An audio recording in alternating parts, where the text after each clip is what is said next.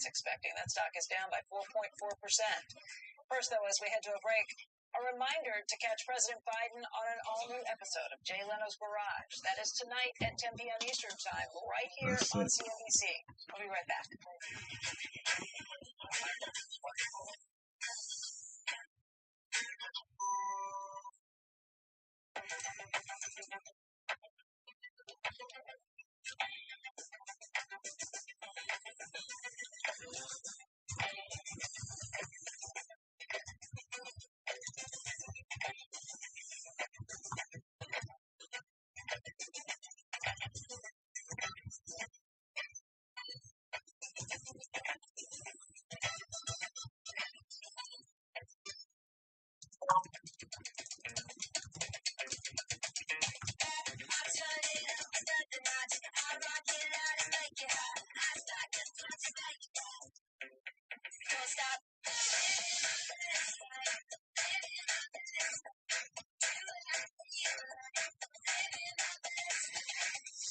Introducing IHG One Rewards. 17 hotel brands, 6,000 global destinations. One loyalty program that lets you guest how you guest. High Point University is the premier life skills university, where student transformation is focused on personal initiative and extraordinary career outcomes. Employers value HPU's real-world leadership. Students love unprecedented access to programs on High Point's inspiring campus, and parents appreciate HPU's God, family, and country values. Choose to be extraordinary at High Point University. So, why should you like me? I'm a hard worker with a 5-year plan. I like whatever sports team you do, and I don't all I want to do is make your daughter happy. Ever wonder where people get all the answers and get all the answers? Ask Mark, accountants and advisors. When it's go time, I don't let constipation stop me. New great-tasting Dolgalax Chewy Fruit Bites work naturally with the water in your body in as little as 30 minutes. So you can go fast, go gently, and go on with life. New Dolgalax Chewy Fruit Bites put you comfortably in control. Join the CNBC Investing Club today. Go to cnbc.com/investingclub. There are tons of customers who can now work remotely for 1 or 2 days, and they're taking extra trips. Hedging just defers volatility, doesn't eliminate it. So we don't spend the money to hedge. A circumstance where we have inflation running as high as we do, it's not healthy for the economy, and I'm still concerned about that. The Fed has to think about using current data, and they will see that their policy has worked, and inflation is down. Welcome back to Squawk Box. You can see now the Nasdaq's down over 200 points, and the Dow also negative. And moving around a little bit, Boeing out, a lot of different earnings. Microsoft, Alphabet last night. And a market flash on Boeing beyond its core business. Alaska Airlines says it's buying 52 737 MAX jets. That marks the largest commitment for future aircraft in the airline's history. The orders are marked for delivery between 2024 and 2027. Boeing CEO Dave Calhoun will join Squawk on the Street. That's coming up in the next hour. Okay, coming up after the break, an in-depth market conversation you don't want to miss. We've got former TD Ameritrade Chairman Joe Mobley. He's going to be with us to talk about rates, retail investors, the upcoming Fed decision, and so much more. He's always got a lot of insight about what is going on in these markets, and we're going to have him in just a moment. Squawk Box, we'll be right back. There are many ways to buy the S&P 500, but only should you own the sectors you like. Sector Spider ETFs is a survival to discern inflation. Before investing, consider the fund's investment objectives, risks, charges, and expenses. Go to sectorspiders.com for a prospectus containing this information. Read it carefully. Sector Spiders, the 11 sectors of the S&P 500.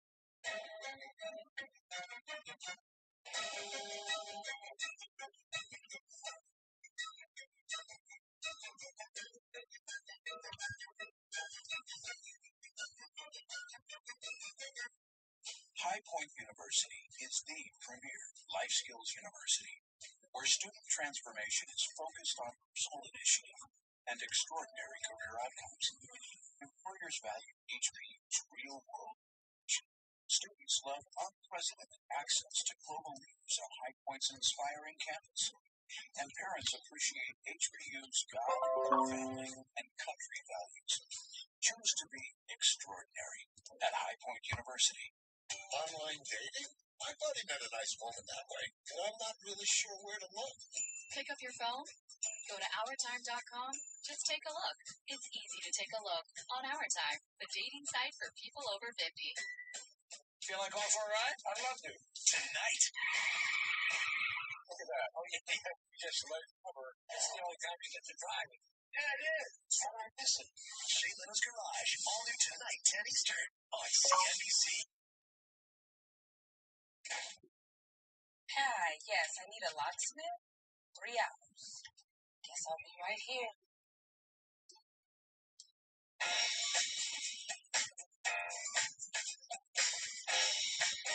Nice. It's a cashback, right? If you stay with the day right now. Good afternoon. It was. In Wells Fargo, active cash Visa card. That's real life ready.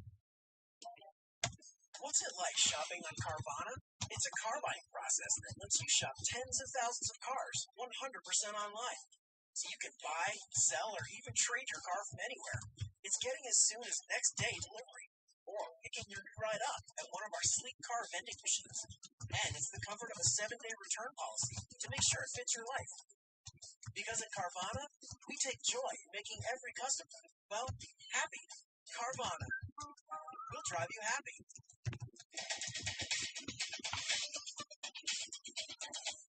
Welcome back to Squawk Box on CNBC. The futures right now are negative. That's red there. 215 on the NASDAQ. Dow also now down. It had been positive briefly.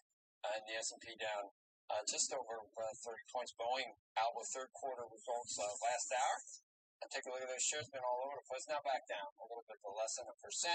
And we're continuing to watch the shares of two tech giants. Alphabet missed on third quarter numbers. And Microsoft, the guidance, they're disappointed. And both stocks, as you can see, are significantly lower this morning. That's hurting us. The NASDAQ and actually spreading a little. In fact, let's dig a little deeper into the earnings season, what's happening with markets and the economy. We are joined right now by Joe Mobley. He is the former chairman and CEO of TD Ameritrade and the former head coach with Coastal Carolina University. Joe says that we are probably already in a recession. And Joe, what do you see to kind of tell you that? Well, I think I've seen. I think we've all seen a whole lot as far as all this goes. If you go back several months, if you think about just the simple fact of inflation, we don't think about it. We talk about inflation all the time, but it doesn't really impact our lives that much, the people on the show that much. But it impacts the average family in our country. So, out of 70% of our country we fall into a middle America type of designation, and at the end of the month, they have trouble. That typical family, a lot of those are people that I know and their friends, they don't have enough discretionary income to pass that around. That tells me they're already in a recession, regardless of whether or not they have the economic data associated with that. I mean, because real wages have dropped. Yeah. It's harder to put those things together. Watching the earnings season, look, right now we're worried about what we're hearing from some of these tech giants in particular, and that's affecting the NASDAQ today. If you have slower growth, that is obviously going to put a hurt on those companies primarily. What do you think of earnings season with the tech companies and then earnings overall? I think there are a couple of things. First, as far as the tech companies go, everybody's well aware by now that if you don't come in where you're supposed to come in right on the top line, and if you don't come in where you're supposed to come in on the bottom line, you're going to get punished for that. But I think the biggest punishment is the insight that you give people going forward on your earnings call. So if you can't say we've turned the corner and we're going to be okay, then I think the typical investor, you're telling that investor that the trend is going to continue to be negative for you. And I think the market's going to really punish you as far as that goes. As far as overall earnings go, I think for the most part, I thought earnings were coming in reasonably well for a lot of the smaller companies. I thought 20% could go off on that number. Actually had beat what the forecast is, but almost every one of those had lowered their forecast. So multiples are coming down with regard to that as well. So earnings up until now haven't looked bad. That's on a much lower forecast, and the bigger companies that are coming in now that are getting hit are getting smacked down by the marketplace.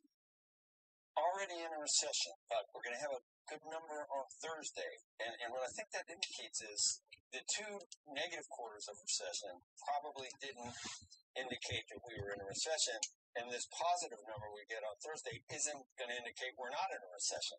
You know what I mean? I mean, first of all, it's not always easy to know exactly what you mean because you always deal with it at such a high level. You're so many polysyllabic words. I don't even know what they mean half the time. Do you know what I mean? But, yes, I do. So I think with regard to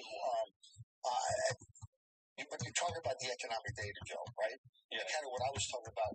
I don't think anybody at this table is in a recession, but the typical family in this country is. I know for a fact. I mean, these are parents, these are families of my players, the friends that I've had over the span of my lifetime. They're struggling at the end of the month. At the end of the year, they're not taking a vacation. And you know what else, Joe, is in a recession, maybe even a depression, is retail investing, I think. The business that you revolutionized. Yeah, I think the actual activity in retail has significantly dropped off. It's clear the average individual investor is absolutely on the bearish side. And some data with regard to that, you guys had Tom Pettifly was on the show the other day, and IBKR, he made it very clear. I don't see anybody even opening accounts. You look at Schwab, their average daily trade today is 5.5 million. That sounds like a big number. When we closed the Schwab TD Ameritrade deal, that was about a year and a half ago, we were doing 8.4 over a year ago, 5.5 now. That's a pretty significant down move. And I heard Robinhood the other day said that the most recent month is the worst month that they've ever had. So that's activity. How does it compare to pre-pandemic? Because I feel like there were so many people who got into so just because they had extra cash, because they had extra time on their hands, because they weren't going out, because they were in lockdown. A lot of those people got involved with the markets and started doing a lot of day trading. That was unusual activity. I agree, but I think it's kind of the exact opposite of that now. So when they started to get some money in, that was more money than they had before. So one of the things they started to do is they used it to remember they weren't going out. And the markets after that really, really big, huge movement, I think from February to March, markets started doing pretty well after that. So again, day traders, when the markets are going like this, day traders really do well. When the markets are going this way, day traders do not do well. Yeah, it's no fun anymore. Yeah, now I've seen while people are bearish though, I have seen a significant impact in terms of their behavior. So for example, I've seen a move away, not totally, but a reasonable move away from the ETFs and the indices to individual stocks, Microsoft, Apple. When Tesla got hit over the span of the last couple of weeks, we saw some pretty good buying there. They're getting more buying financials. So we're going to go back to this sort of ETF mutual fund, sort of away from individual equities that we see happening now? No, what's so happy is the opposite. They're going away from the ETFs into some of the individual names. But there's only a handful of names that I've seen. I've seen some financials, JP Morgan, Citi. Where do you see crypto in the retail space, and what you think right now? And what do you think that's done or not to the retail space? Because that's one of the reasons you've seen Robinhood come down and some of the others. Yes, I think it's given them an upset stomach. I think they're giving them a little bit of a black eye. All crypto has done for the last year plus has gone down for all practical purposes. So if an individual investor has their money in crypto, you've got hurt. Typically, when an individual investor gets hurt too much in a particular area, they simply withdraw from that. So the crypto involvement that existed like pre-COVID and existed when crypto was going like this, that does not exist today. Only because that was one of the things mentioned. I think it was on the Alphabet call where they were talking about areas where you've seen a pullback. You're not seeing the same advertising on crypto. You're not seeing it with mortgages. You're not seeing it with loans, with other areas like that. And that had been fueling a lot of the spending in the ad arena too. Totally 100% would agree with that. I think one of the other things too that we've seen is that we all believe we're going to see some sort of activity in fixed income. But with the 10-year low, solidly above 4%, we're not just seeing some people nibble there. I think a month ago they were nibbling there. We're seeing people take real positions there. And when you think about it, over the span of the last decade, there's really not been an opportunity for people to truly have genuine asset allocation across their portfolio with regard to real allocation of fixed income, equities, cash, whatever it might be. Now they can start doing that.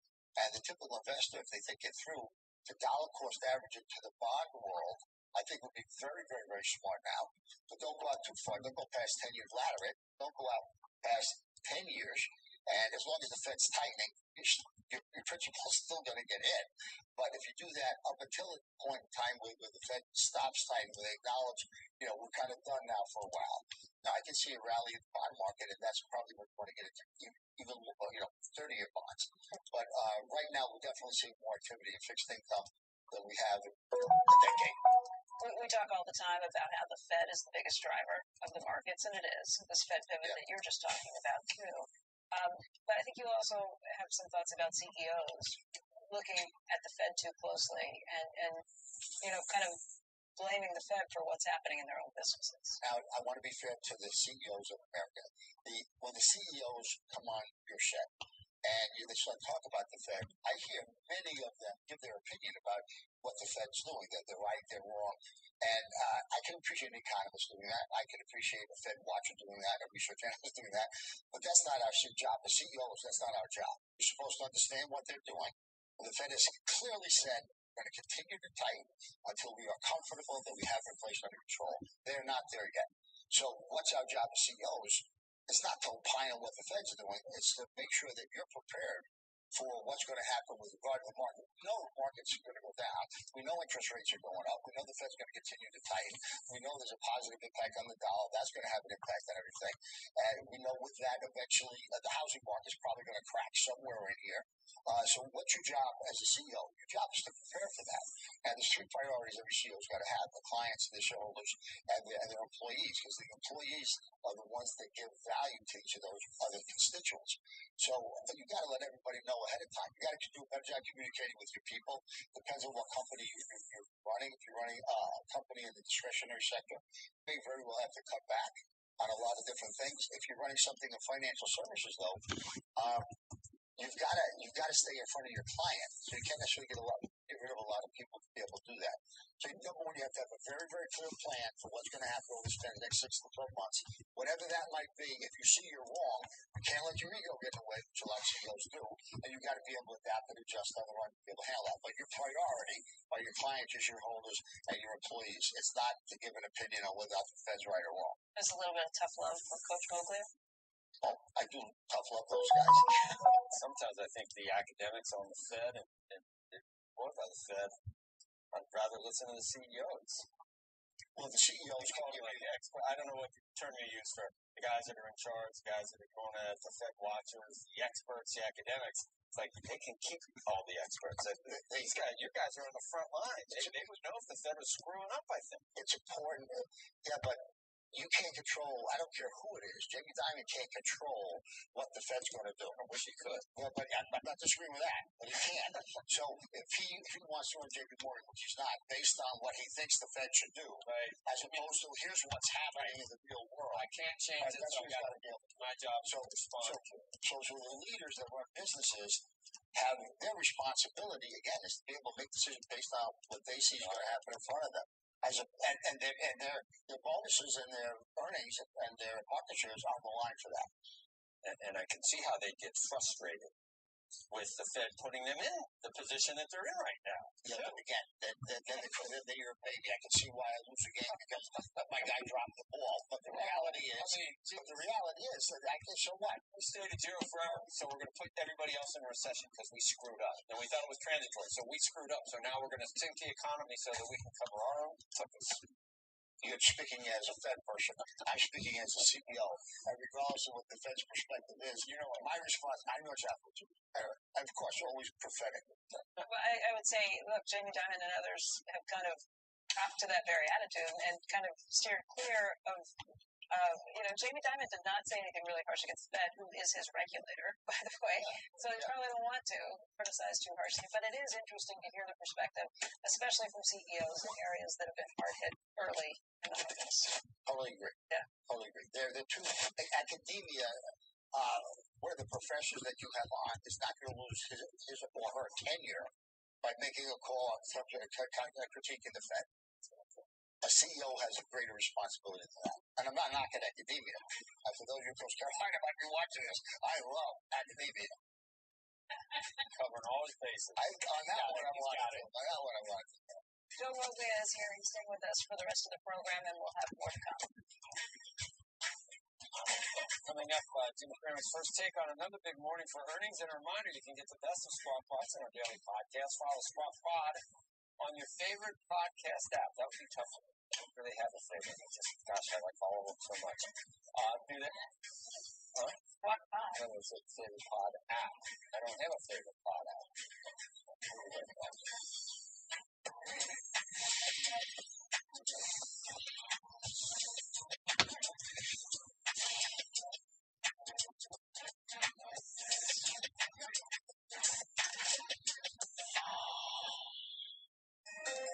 Hey, honey, I was driving and I saw this house. It looks like it'd be a good fit for the family. Rocket Mortgage is the largest residential mortgage lender in the country, probably the world. What excites me most about the future of my work is changing an industry. When I started, people said, no one will ever finance their home without sitting at a desk with a loan officer, but now we're all over chat and text and online. As long as you have a phone, you can close your loan where you are. The only thing I regret about my life was hiring local talent. If I knew about Upwork, I would have hired actually talented people from all over the world instead of talentless people from all over my house. If your business kept on employees through the pandemic, GetRefunds.com can qualify you for a payroll tax refund of up to $26,000 per employee, even if you got PPP. And all it takes is 8 minutes to find out. Then we'll work with you to fill out your forms and submit the application. That easy. GetRefunds.com has helped businesses like yours claim over $1 billion in payroll tax refunds. But it's only available for a limited time. Go to GetRefunds.com, powered by Innovation Refunds. Progress is a race that has no end. After every finish line, another challenge awaits. How can we continue to push innovation in sports at the forefront of technology? This is how.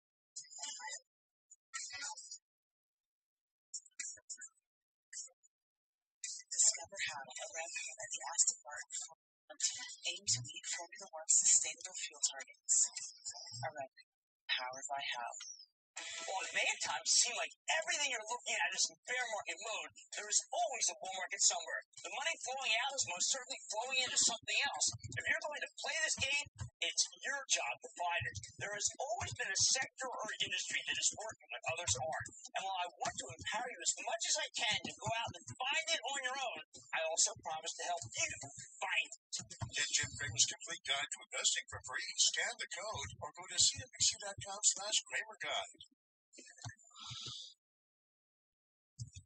Welcome back to Squawk Box this morning. When we talk about this morning's biggest Dow gainer, take a look at this. Visa, now earnings beating expectations, but more importantly, payment volume growing 10% in the most recent quarter. Processing transactions increased 12%. Revenue rose by more than $1 billion to $7.8 billion. And the CFO fascinatingly said that Visa hasn't seen consumer anxiety or uncertainty at all, but spending is stable and strong almost everywhere in the world. The company's CEO, Al Kelly, said consumers may be buying more generics versus brand names, but they're spending the same amount of money and using the same ways to pay. He said the company is watching for any sort of impact to payment volumes, but also said there's a lot of pent-up demand for travel, and employment remains strong. We've been having a debate about whether we're in a recession or not. We will talk about all of that when we come right back with Jim Cramer after this quick break. This thing, it's making you get an ice bath again. What do you mean? The straps are mind-blowing. They collect hundreds of data points like HRV and REM sleep, so you know all you need for recovery. And you are? I'm an investor in Invesco QQQ, a fund that gives me access to NASDAQ 100 innovations like wearable training optimization tech. How long? I'm done. Become an agent of innovation with Invesco QQQ. I'm okay. Before investing, carefully reading, consider fund objectives, risk charges, expenses, and more in prospectus at Invesco.com. Power E-Trade's award-winning trading app makes trading easier. With its customizable options chain, easy-to-use tools, and paper trading to help sharpen your skills, you can stay on top of the market from wherever you are. E-Trade from Morgan Stanley. Power E-Trade's easy-to-use tools make complex trading less complicated. Custom scans help you find new trading opportunities, while an earnings tool helps you plan your trades and stay on top of the market. E-Trade from Morgan Stanley. When you work in IT, complaints are part of the job. Bill says the company's weak today. But since CDW helped us switch to Mac, everyone's happier. Dan from Finance likes getting performance without a big price tag. Phoebe digs the power of the Apple M1 chip. Mac is easy to manage, compatible with all our apps, and came pre-configured by CPW. Now we're even getting compliments. That was Bill again. Says he loves his new Mac. He's right about the coffee. Michael is back, and he's more dangerous. Maybe the only way he can die is if I die too. This is your Mazda moment. At Keffer Mazda, we have quality vehicles arriving daily. Even if you don't see what you're looking for, we make it easy to buy or reserve your new Keffer Mazda today. Trade in or trade up. We'll give you more than ever before, even if you don't buy one of ours. Shop more new Mazda models and get more for your trade. Upgrade today. The experience you deserve, the price you'll love. Y'all new Keffer Mazda. Hey, I'm the heat on the street, and I am here asking women one heated question. Where do the hot flashes and night sweats due to menopause come from? The depths of hell. What if I told you they come from your hypothalamus, which is the area of your brain that regulates temperature? Seriously? Really? Yeah. Oh, wow. I had no idea. I know. You are not alone. Millions of women experience it. And now we know it's VMS, a real medical condition worth talking about. Okay, let's talk about it. All right. If you are heated about being overheated, go to whatsvms.com.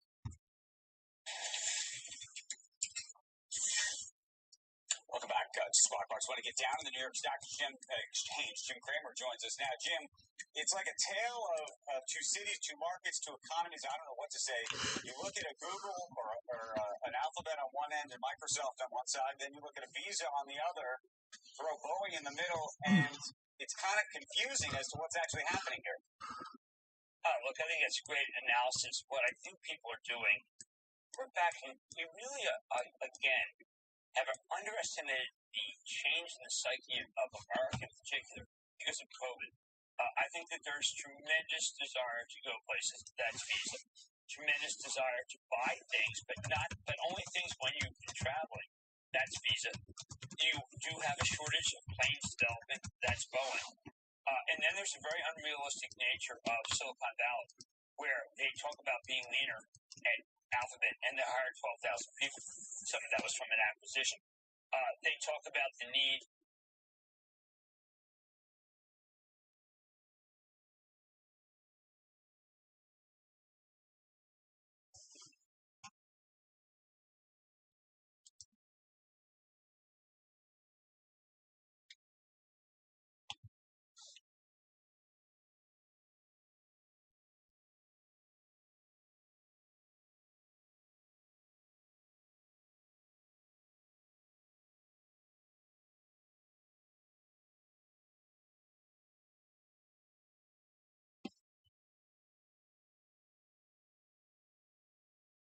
Different. Sure, there are some business people of all different walks and backgrounds that would like to be as rich and as popular as Elon Musk. So let me just take a step back from the we're one species into the we're separated by race, gender, socioeconomic class conversation and say, as a black owner of two tech platforms, hardware and software, I need to take action. Let's not call it affirmative. Let's just say I need to take action and I need to take accountability in ensuring that black engineers are hired, and guess what? Hired together. Because when the black people that are brilliant are separated from our culture, we forget who we are. And we'll get to a point where OJ would say, I'm not black, I'm OJ. Because just to be on the golf course, we put on the golf shirt. But the golf shirt might not be something that our culture would have done. And now our culture in poor communities is, everybody's got Draco on them. Everybody's got a gun on them. Oh, if you run up on me on the gas station, I'm going to kill you. Hey, you ain't got to talk to me like a man if I haven't killed at least 5 people. But you know what happens is we can kill 5 people, we can kill 10 people and still be in the media as long as we play by the rules, right? Because what will happen is any of these guys that have talked about killing people and different things, unless Trump had pardoned them, right? But let's say, even if Trump had pardoned them, they could still go to someone like a Lil Boozy or Meek Mills or Puff Daddy, anybody, and say, hey, we need you to talk shit about Ye right now. And also, you're not allowed, if you do want to vote for Trump or vote outside of what this arrangement is, then we're going to put you in jail. We're not going to bring you down. We have this on you. You get what I'm saying? If I had ever killed someone, if I wasn't the bitch with the pink polo on, I wouldn't be able to be the vocal man that I am today. You understand what I'm saying? This is the reason why I'm happy that my gangster disciple brothers kept me from the initiations, which made me feel like a pussy my whole life, right? But now I am someone who legally can say this. Other people in my position, they legally cannot speak. They legally cannot speak, or they will go to prison. I am in a bit of a glass prison because I don't have say-so of where my children go to school. But I'm in a freedom place where I can have this conversation with you right now. And that is, I don't like the word breakthrough. You know, that's God's hand on this situation. But you get what I'm saying about, if I hadn't said the tweet, I wouldn't have had to take the accountability myself to hire Black engineers into my 2 tech platforms. Yeah, and you get what I'm saying. That's a beautiful personal journey you're on. But you get what I'm saying. It's not personal. It's for my people as a whole. As a tribal it's a small person, company. It's a small company. As a tribal person, I believe that I am my people. Yeah. And the thing that businessmen have done to my people have pulled the brightest out of our tribes and siloed them and made us lose our culture and lose who they were. The only thing I wanted to say at Virgil's funeral, which I wasn't allowed to, right? There was a white pastor that talked the majority of the funeral. Half the funeral was pissed, right? And this pastor actually married me and Kim, right? He looks like Justin Timberlake a little bit. He talked half the funeral. He knew Virgil was passing, did a collaboration with him before he passed, by the way, right? A clothing collaboration. I didn't know Virgil was passing, but the thing I wanted to say, I saw A$AP Rocky and I saw some other members of his gang, you know, in the audience at the funeral. And all I wanted to tell him is, don't let them split the gang up. Don't let them split the gang up. When I did the first Yeezy, because I did Kanye West 2 fashion shows before as a high-end luxury, all-leather kind of designer. Not all leather, but, you know, high-end materials, mink, this kind of thing. And then I came back with Yeezy, with Adidas. And this fashion show was so popular that Justin Bieber had to sit in the second row, right? This thing had every name you could think of. It had Kim Kardashian, Kris Jenner, Kendall Jenner. It was Kylie's first fashion show she'd been in. And in the second fashion show, I put Kylie and Bella Hadid next to each other in the fashion show. You had Puff Daddy. At that time, Puff Daddy had beef with Drake. Drake still came to the show, and Jay-Z had to break up the fight backstage. The designers, you had Jerry Lorenzo, that's head of Fear God. You had Kim Schraub, head of Skims. You had Virgil Abloh, head of Louis Vuitton. You had Dimna, head of Balenciaga, all working for Ye, for the leader, for the philosopher, right? For the person that who put this together? Me, that's who, right? You had these people working for the King of New York, basically the boss, Ye, right? You had Jay-Z in the audience, Rihanna in the audience, Beyonce in the audience, sitting next to Anna Wintour in this audience. And guess who heard wind of this? One of the richest men in the world, Bernard Arnault, caught wind of this. What's going on? They're building up something, and we need to stop it. So then he met with me, and politely offered me backing for my clothing line.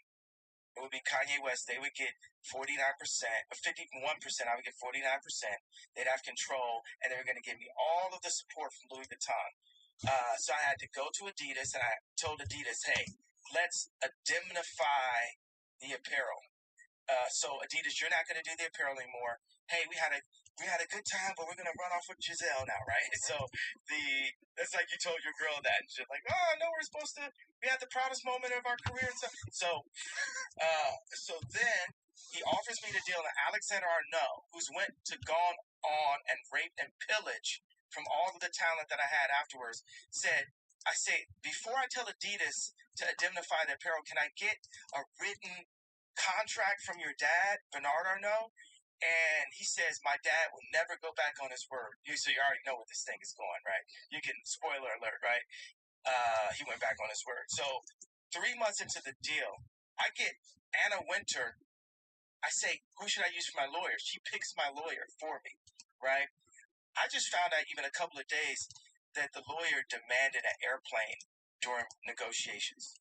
Had nothing to do with me, right? They said that Bernard Arnault got freaked out, and then Alexander Arnault calls me and says the deal got dropped at the board. I went back and told my high-maintenance wife I was supposed to become this designer at Louis Vuitton, or the Louis Vuitton group was going to back the Kanye West line because that's how good I've done in fashion, babe. And now the deal is dropped. So then I did a second collection, and we didn't have any support to be able to build the collection. Then I went and found, and third collection, we did it. We took over MSG. Fourth collection went, and the show started an hour late. Then a week later, Kim got robbed. Then I told Scooter Braun, my manager at that time, I say, I'm looking, I need to go to Japan. I'm tired. He says, no, you need to make more money. I do 4 more shows on a second leg of the tour, and I suffer from exhaustion and go to the hospital. And then get diagnosed with a disorder. This is the first time I ever suffered from exhaustion. By the way, I haven't been to the hospital since. And haven't taken, medication in 2 years. And I'm sure there'll be people in the media who won't say, where phone will say, well, that's obvious, right? So right now I'm talking to you, right? I'm not on medication. I just go to sleep, right? I have sleep. Have you been able to sleep?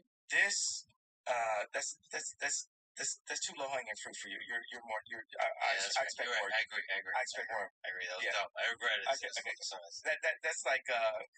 That's like Pierce Morgan trying to grab ratings. Like, you got a whole life ahead of you. These guys are at the end of their life. Oh, good. So this story out of my shit. I love it. But then, amidst that, the same guy that dropped my deal, Bernard Arnault, goes and hires my best friend. Goes and hires my main engineer, right? It would have been like them hiring, Elon from Peter before they figured out PayPal. But Paul sounds like, Paul sounds like Paul. I just say it because I'm a Christian. I thought it was cool. But it would have been like, what if someone could have went in and took Elon away from Peter before they paid Paul? Because they paid Paul. Yeah, before they paid Paul. It's just too close. Yeah, too close. It just sounds so fresh. The fact that it's so close, right? And that's what happened, right? They broke the gang up. And I'm telling you right now, that hadn't happened. Virgil's alive. I'm still married. You know what I'm saying? The power structure was broken then, right? Because we were building Kylie wasn't a billionaire. You know what I mean? Yeah. We were building something together that a French colonizer came in and caught it early and tried to destroy it. But the only thing is, God is alive and I'm anointed. And even with those drawbacks, losing my wife, losing my friend, exhaustion, all of these late night tweets that piss off an entire group, like this, the frustration, still, I work for God, and God runs the world, and we'll see what happens. But in those words, don't you feel that being split up, don't you feel you're doing the thing that you stand against, which is playing victim? Aren't you playing victim to the forces in the world? I didn't play victim. I didn't even get a chance to play. I just said I was about to. I said like this, like. No, you played pretty damn well. What do you mean? What do you mean about to? You're like one of the greatest designers in history, fashion designers. You were playing. You are playing. What does that even mean? I thought you were referring to the tweet. Yeah, all of them it. There. But there's a full set of things that you're under attack for. The tweet and everything beyond that. But like you're not blaming, but you're saying that the Jewish media, the Jewish people, forget Jewish or not, it doesn't matter, is playing victim, right? Ultimately, I am fighting a battle in the spiritual form. And anyone that believes in God and is looking at this interview would agree with that. And I just so happen to be a bright part of God's army. I'm fighting for us to live. The greatest gift is life itself. I am pro-life. I am pro-God. I believe that Jesus Christ is our Lord and Savior and died for our sins. What do you feel about another attack, another painful thing? I imagine super painful. Is Balenciaga pulling. You had a really close relationship or friendship with their creative director. Like, how do you feel about all of it? I told you I sang the song. I sing another song from one of my mentors, Future. I never feel pain. I done felt too much pain. Like, there was a day where I was headed to Nashville to meet with George Farmer, who is the CEO of Parla, the day when we made the announcement. At that same day, Balenciaga was taking my imagery off of their site, and the Drink Champs was being taken down. And I said, this is the happiest day of my life. I love cutting the grass low. People wasn't really with you. They was part-time. People switch up when it's wartime. I'd rather have people who are really with me and not people who are just trying to use me. Listen, as a friend, somebody cares for you. You have to be really careful by the people, by all people, always. The people that are going to be trying to be close to you now, you don't know if you can trust them. And you're more. With the Balenciaga, I have more to say about it, though. Yeah. Let's do this. Dimna will still work for Ye someday, and this is just speeding the process up. Have you talked? Can you share if you've talked? Yes, I talked to Dimna. This is like we're kindred spirits. None of this can keep us away from each other. I brought Dimna to Gap to be able to bring the best product in the world. At that time, I wanted to go under $100. Now I'm like, okay, we're going to go $20 a product. I brought Dimna in to engineer. That's why I said engineer by Balenciaga. Easy Guy engineer by Balenciaga. To engineer the best product for the people. The people that they say are at the bottom of the Maslow hierarchy of need chart. They're at the bottom of the pyramid, right? So Gap didn't want that. Balenciaga didn't want that. Our agendas were not aligned. I was brought in to the Gap for political reasons and influence, like a Virgil, like a George Floyd. When popular celebrities are brought into Fortune 500 companies, it's not to raise the stock. It's to strengthen the position and influence. And it's definitely not to be out here letting a nigga think he's Steve Jobs. Yeah, there's people like that. But you, as a great man, a visionary, your job is to understand that game and be one step ahead. Well, that's what I'm telling them. That relationship, some relationships only last for a summer. Some last for a year. The relationship ran its course. In that relationship, I invested a lot of my social capital and actual capital. I spent somewhere between $5 to $10 million personally on Balenciaga. How much money do you think Balenciaga had paid me in the past 2 years? Just take a really wild guess. A really wild. Less than that? Just take a super wild one. Just go to the furthest extent of your imagination. 1.2 million.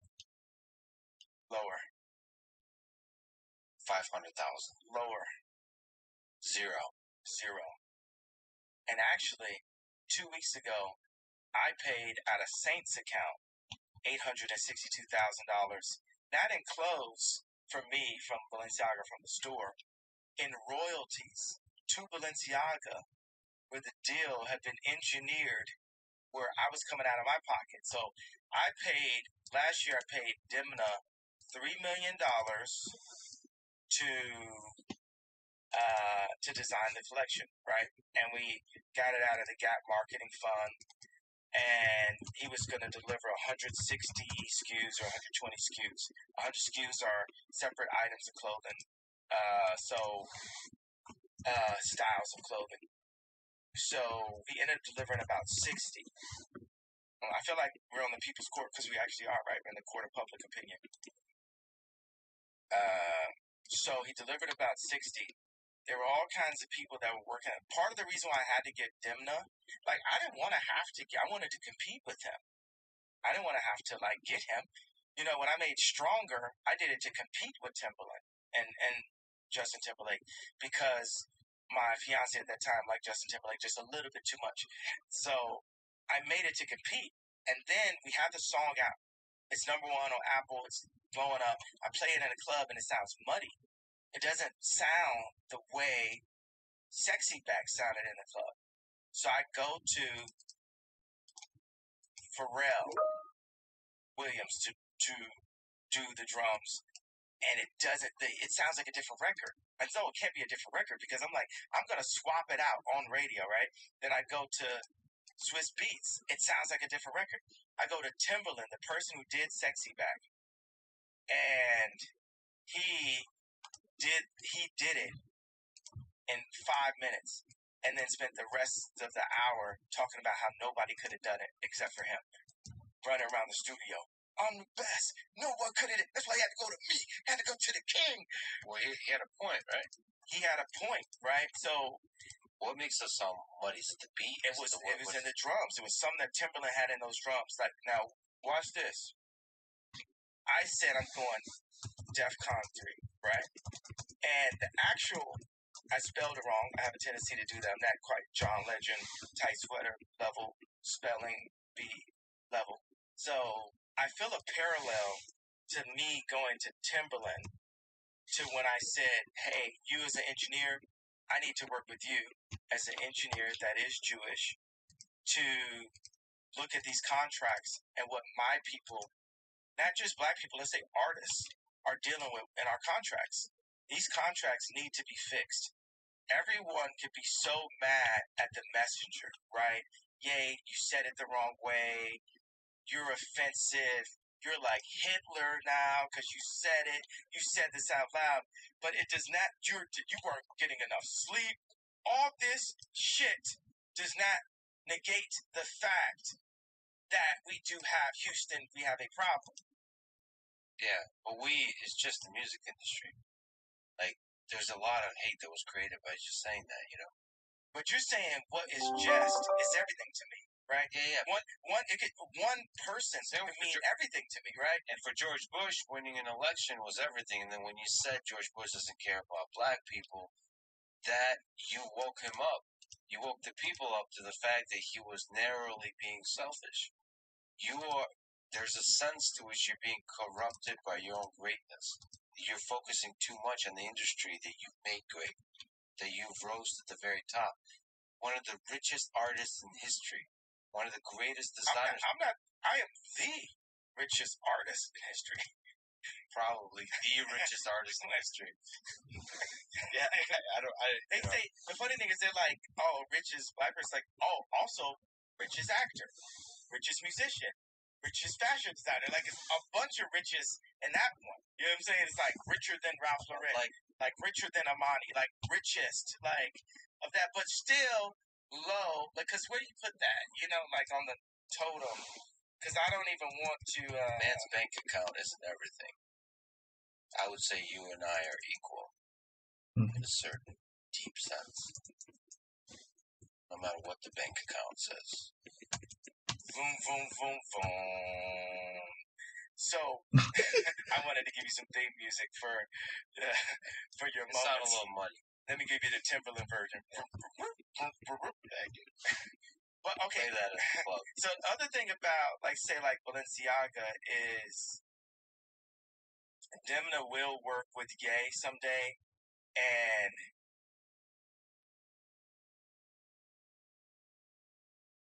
for Cedric and for Francois Pinault, and Salma is a beautiful human being. 5 years from now, you'll hear and know the name Ye and know things that we did, and Balenciaga is not going to make it onto your questions. Would you, as a gambling man, would you bet on that? I would bet on that. I can see it in your eyes. Let me ask you. So it was sad. It was actually a sad day for me, not for me, but more for Balenciaga. I just when I heard that, I was just like, oh, shame.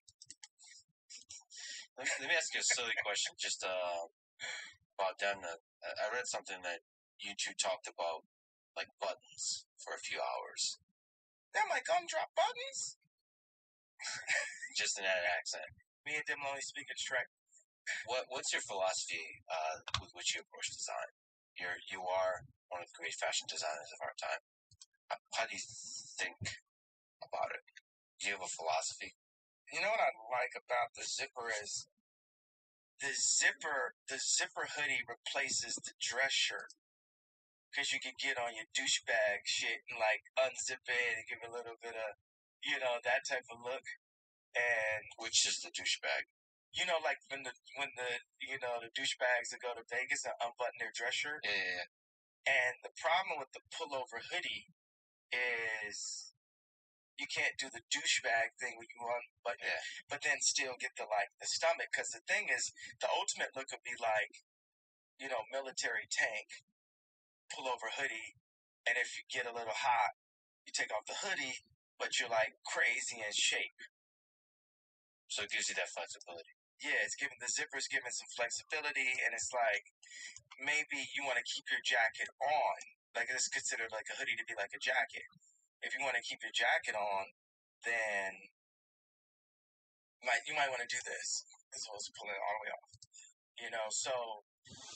And it's just comfort, but then you get, okay, can I do a jogging pant on this with elasticity? Now, people argue about climate, where we are with the climate. I take a responsibility as being the most influential designer of all time to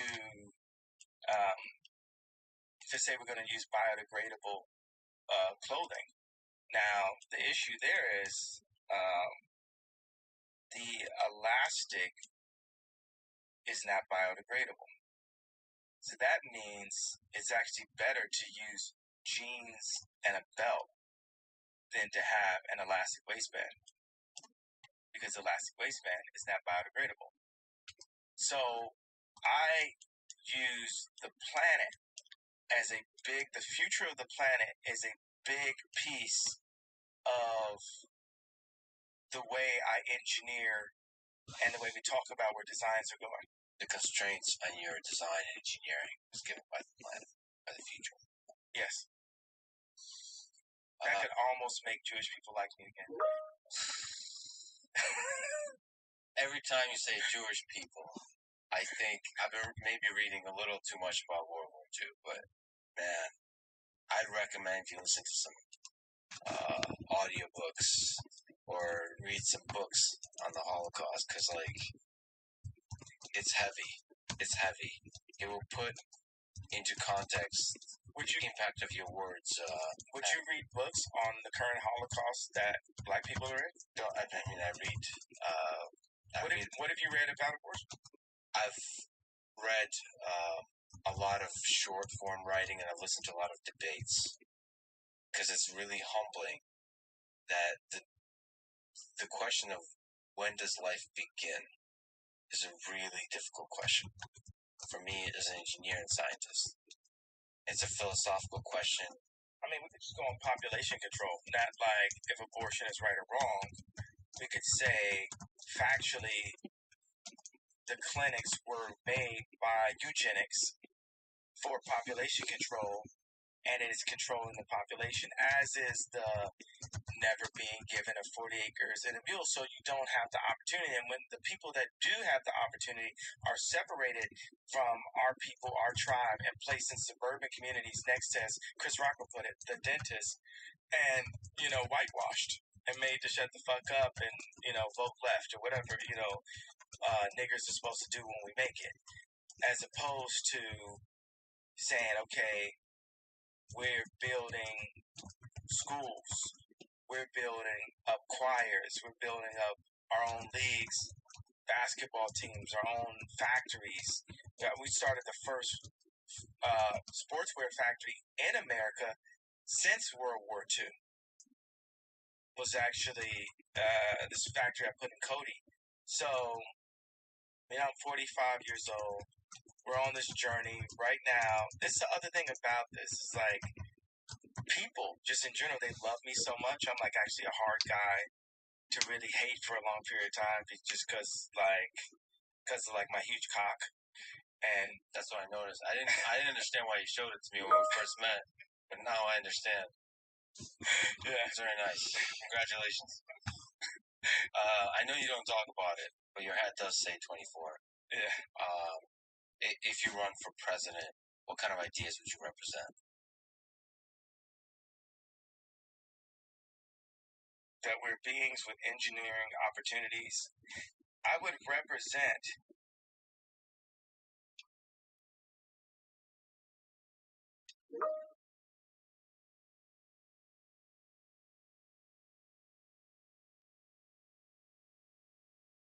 Oh, bro, you're supposed to be just as you served a platform here, there's something that happened on my last run that I know was brilliant. It was noisy, but it was brilliant. I had one rally, and in the rally, I just let people come up, and I gave them a platform. It's our responsibility to listen to the pain and hear the pain and understand, even when we're the ones that cause the pain. Like with my tweet, it's my responsibility to hear you and understand why you feel like that, but it's our responsibility as a people to understand each other. To give people a voice. People need the voice, and even right now, what I'm doing or how God is using me, I'm showing where our voices are being muted. There's professors that are actually intelligent, actually have multiple degrees, that have been canceled from their schools. And they don't have a music industry or a fan base or shoe design or a smoking hot ex-wife to complain about. They've just got the truth of what they saw and what they dedicated to this country and to education that has been muted by schools that have been taken over with an agenda. And so you want the brightest minds to be these professors, and then you mute them, and they have nowhere to go. And you might get a guy now that went from being someone's favorite professor to he's working at Starbucks like he was back in school, or like he was back in high school. So even if that voice is about anger and hate, it still deserves to be heard.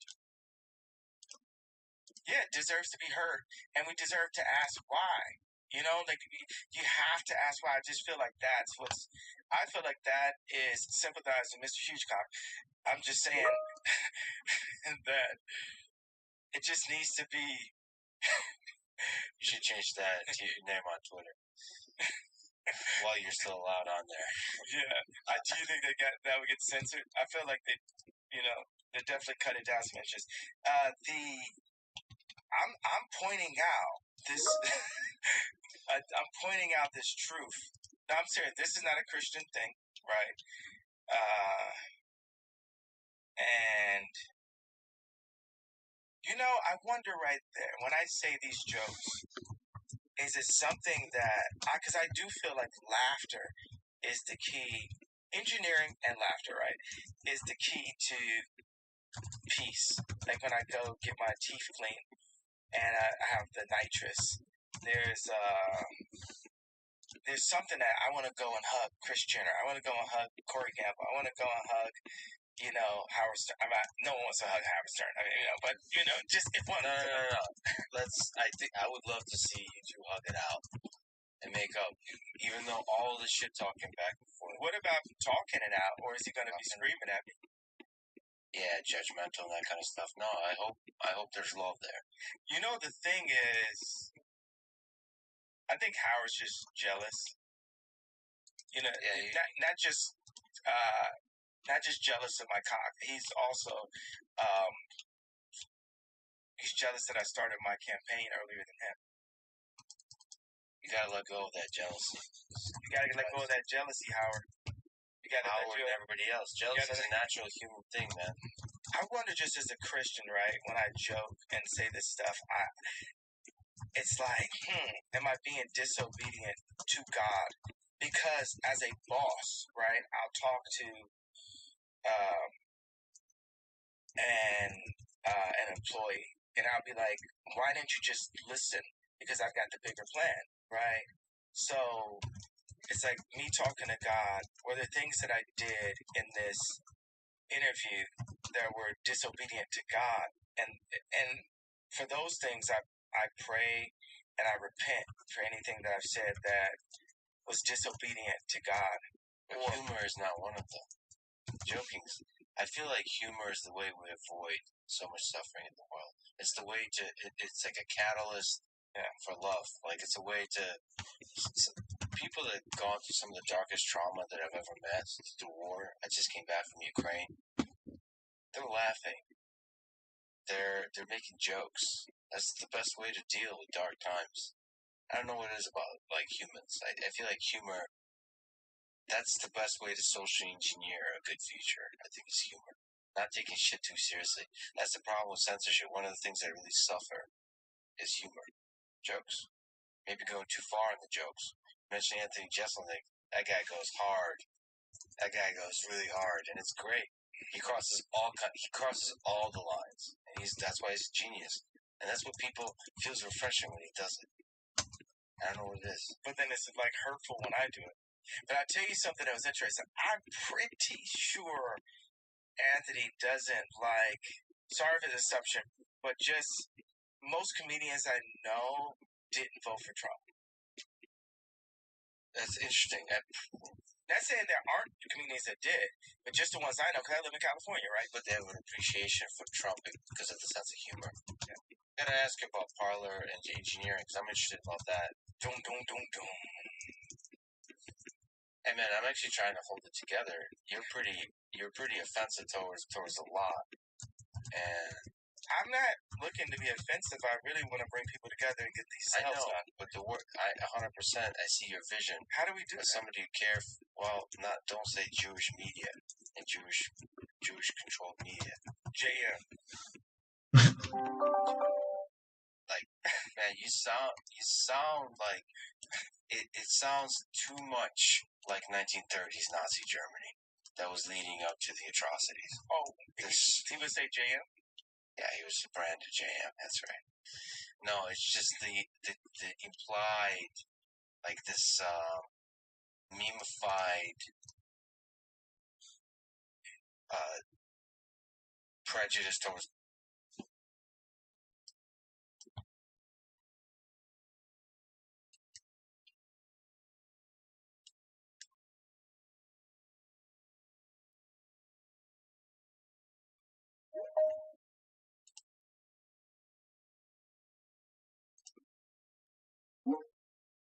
It's just important to make sure that the optimal.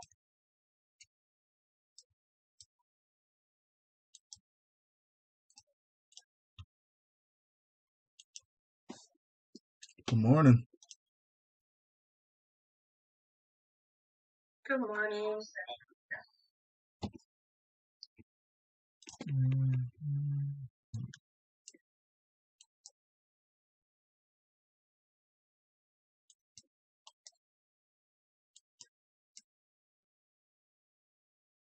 Good morning, everybody. Good morning. Good morning. How's everyone feeling? Pretty good. Pretty good. You sound better, Kayla. I feel a lot better. I just need this head to go away, and I'll be good.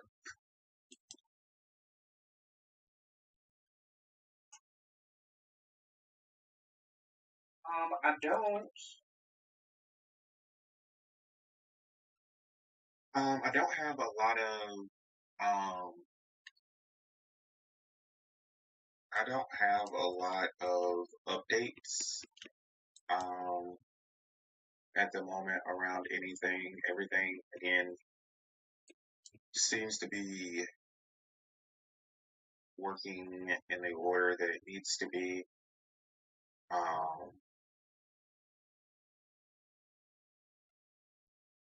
I don't see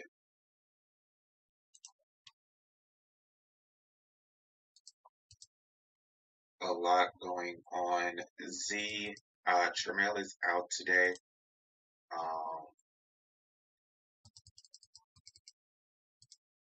Overall, so I would just say pay attention to the virtual card, the VCCQ, you and Kayla today.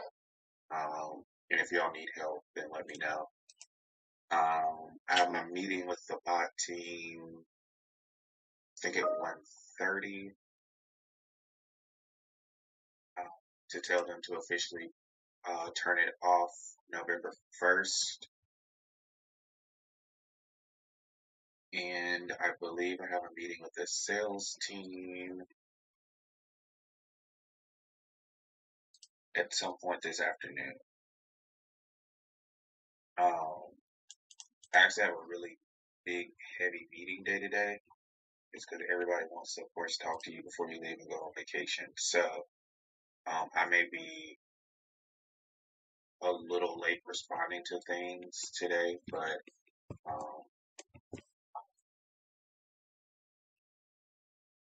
yeah. Anybody have any questions, concerns, thoughts, feelings, grad screens for help? There you go, JJ. Only getting that one in. Yeah. Just for you, Mark. Just for you. Okay.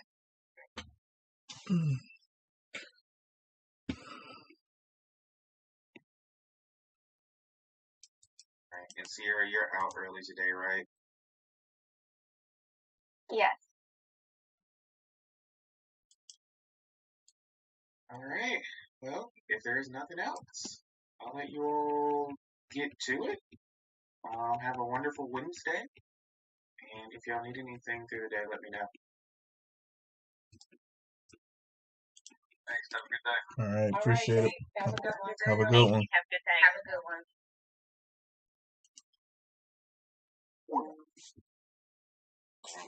In a way that's going to lead to hate. And I know you don't mean that. I know you have love in your heart. That's what I'm trying to. You know what's a prejudice towards a group that led to hate? BLM. BLM took a black person, showed his death on camera, because, okay, there are examples of us being killed and being killed on camera, but if it was spread on camera, it was done on purpose by the media, because 14, 20 kids get killed in Chicago every week, and it's not spread that much. They, like you said, singled out a person, directed everything on that person, right, as the martyr, and raised the people that hadn't had we didn't have our 40 acres and a mule. We didn't have, like a lot of things, right? Like that black people have not ever been given. So once we're given just a little bit, like your life matters, right? Then we literally like, oh, okay, now we're being heard, right? But actually the death toll is up. The city where this happened is completely been turned to a war zone. It's actually something like Candace Owens can actually specify this better, but it's like its own city or something. Like they made it not be a part of the actual state or something. It's like DC and stuff. It's like Washington DC now and stuff. Like, and that has to be from a government. That's got higher level agenda written all over it. Yeah, they're using the death of an individual. Yeah, sure. The media are. Not the Jewish media, the media. The media is fucked up. That machine takes whatever tragedy and pushes it towards whatever narrative that gets more clicks and views and so on. Sure, and then politicians do the same. They use the media to influence the media to tell a story. And this is a simple thing I put. I believe that the idea of anti-Semitism and the closeness of the Holocaust is used by certain individuals in media to not take accountability for the bad things that are happening. And what's happening is there's a new frontier, right? Meaning, like, it used to be okay for somebody to be a billionaire. We thought about a billionaire, right?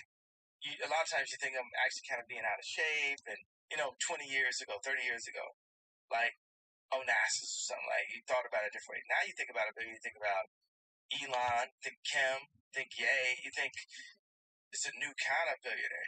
It's not just Soros is a billionaire. It's a new form of billionaire. Well, right now, what I'm calling for the industry is I'm calling the industry out and saying, like, hey, it just so happens that there's been times where I had my lawyer was Jewish, my regulator was Jewish, but like 8 people that basically would collude and talk without me were in groups saying, okay, this is what the tour is going to be, this is his next house, and they were making all these decisions, and they're making all this money, and at the end, I was like, I ended my tour, and I don't have the money.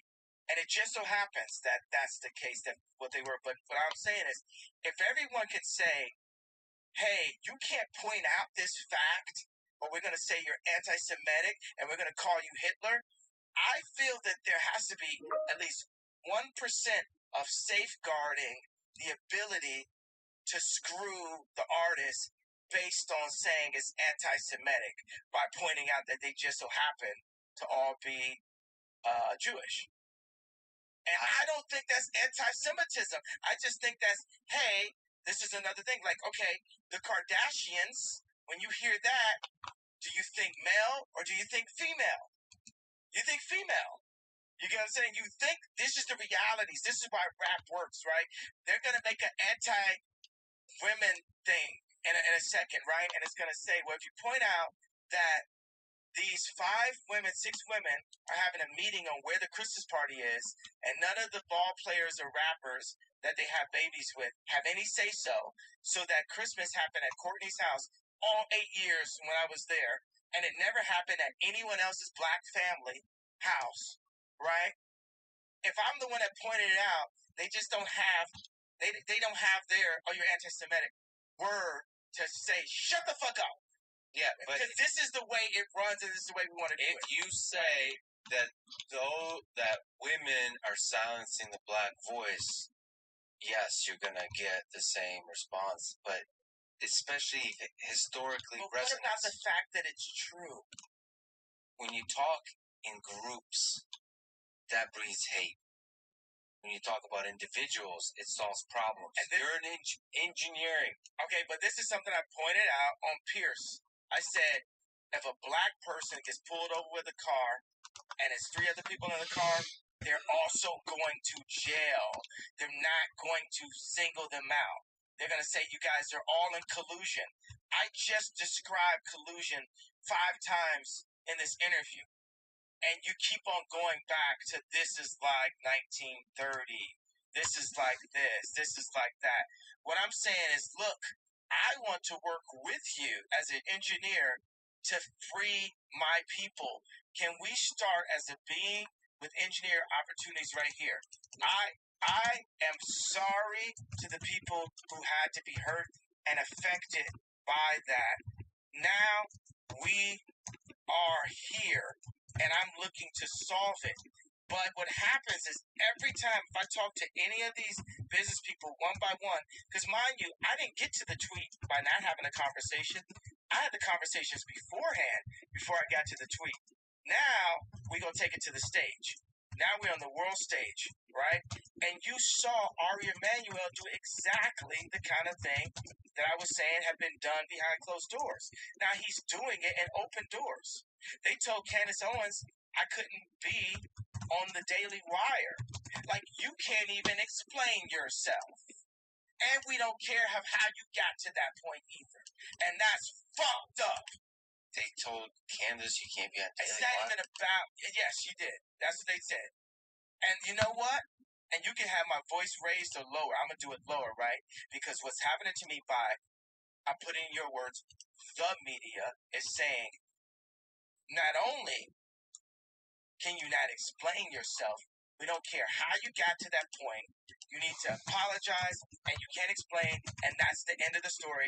So just apologize so we can have Mel Gibson do some more films.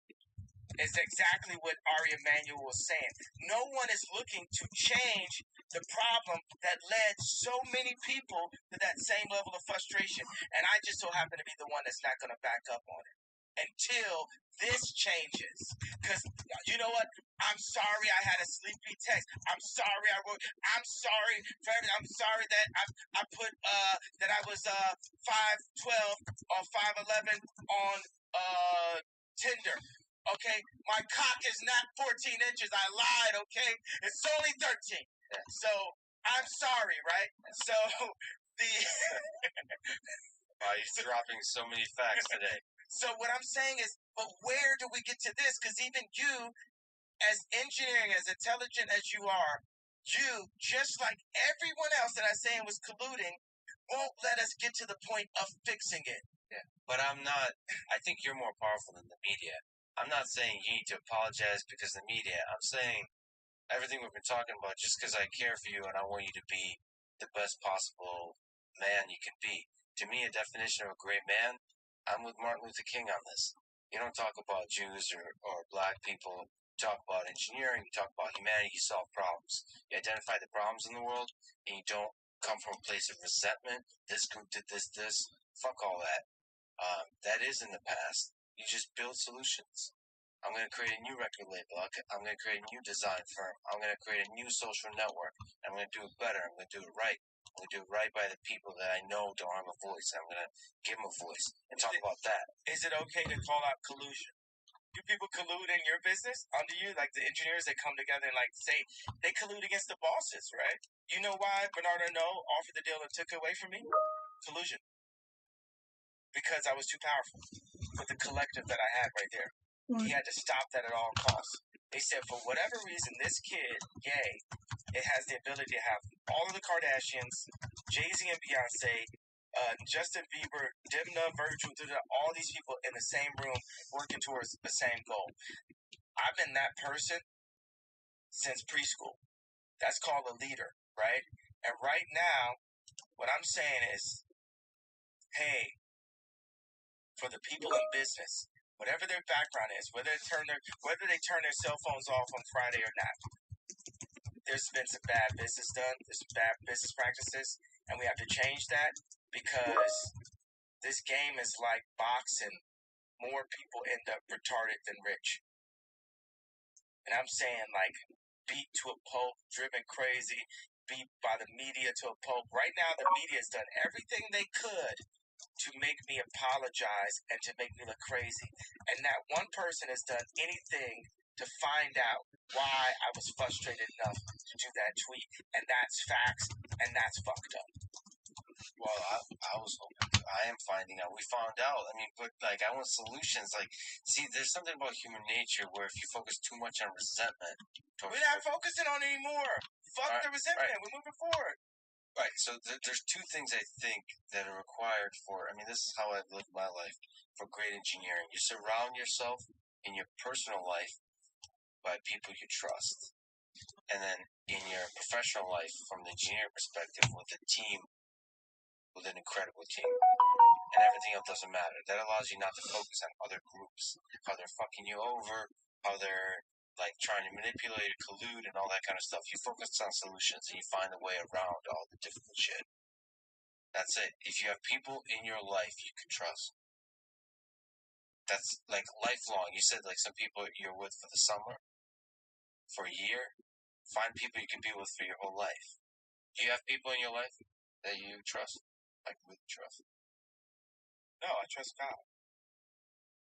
At any point, a human being can, like, I could, like, if I, like, go and, like, really, you know, treat this guy like a piece of shit or do this, that, am I supposed to, you know, trust him to be loyal and stay in the situation? No, I trust people to be people, and people are flawed. And people can have the right intentions, but it only makes sense for us to work together when our agendas align. When Kim was pulled really far to the left, our agendas no longer, you know, aligned. So that made the marriage impossible. It aligned where it's like, oh, I can wear a red hat. That can help her get Alice Johnson out of jail because Trump's willing to do that for my wife because I was the only person in my position that stood up and said, wait a second, I like you. You know, because... But isn't there a deeper agenda, the human agenda of just being in love? Like, that's just politics. When you're talking about red hat, it's just politics, right? I mean, the world is becoming more and more transactional every day, and actually, marriages are actually originally based on transactions. You know, and that's why they're less needed the more autonomous as we come, or the world makes it less needed. I feel like we do need each other. I feel like we do need someone we can always, you know, count on. It's like I'm pulled away by King Koopa, which is the media, the politics, the promise, oh, we're going to keep you safe. So the reason why I get, you know, really frustrated with Kris Jenner is she says losing Rob Kardashian was the greatest mistake of her life, but she never gave Kim's hand over in marriage, because this is the bottom line. When me and Kim met, we were millionaires or whatever, right? You're telling me you just hand her hand over in marriage that your daughter's not successful? Handing your hand over in marriage too. But no, she had to still be the husband to all of her daughters. And we see what the results are consistently. So that's where I get, you know, frustrated. It's like, let that go.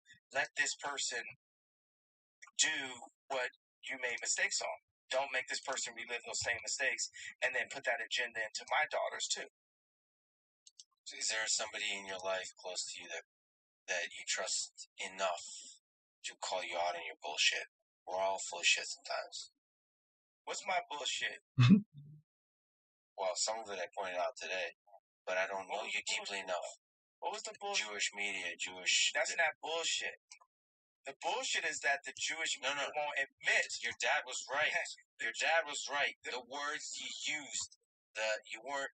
And I said it. You're not going to make me say it 800 more times. I don't know if it resonated, because you keep saying, like, the words. Did it resonate to y'all that y'all ain't do nothing about it? And that all y'all want to do is have somebody apologize and sweep under the rug your bullshit that you've been doing the whole time. You on the same bullshit as the other people. So you're doing the same thing that the other, let's say media, because I'm not allowed to say, has done. So until somebody stands up. Which is what, man? I'm trying to call you out on your bullshit, because I hope I'm somebody you can trust. I don't fucking trust you.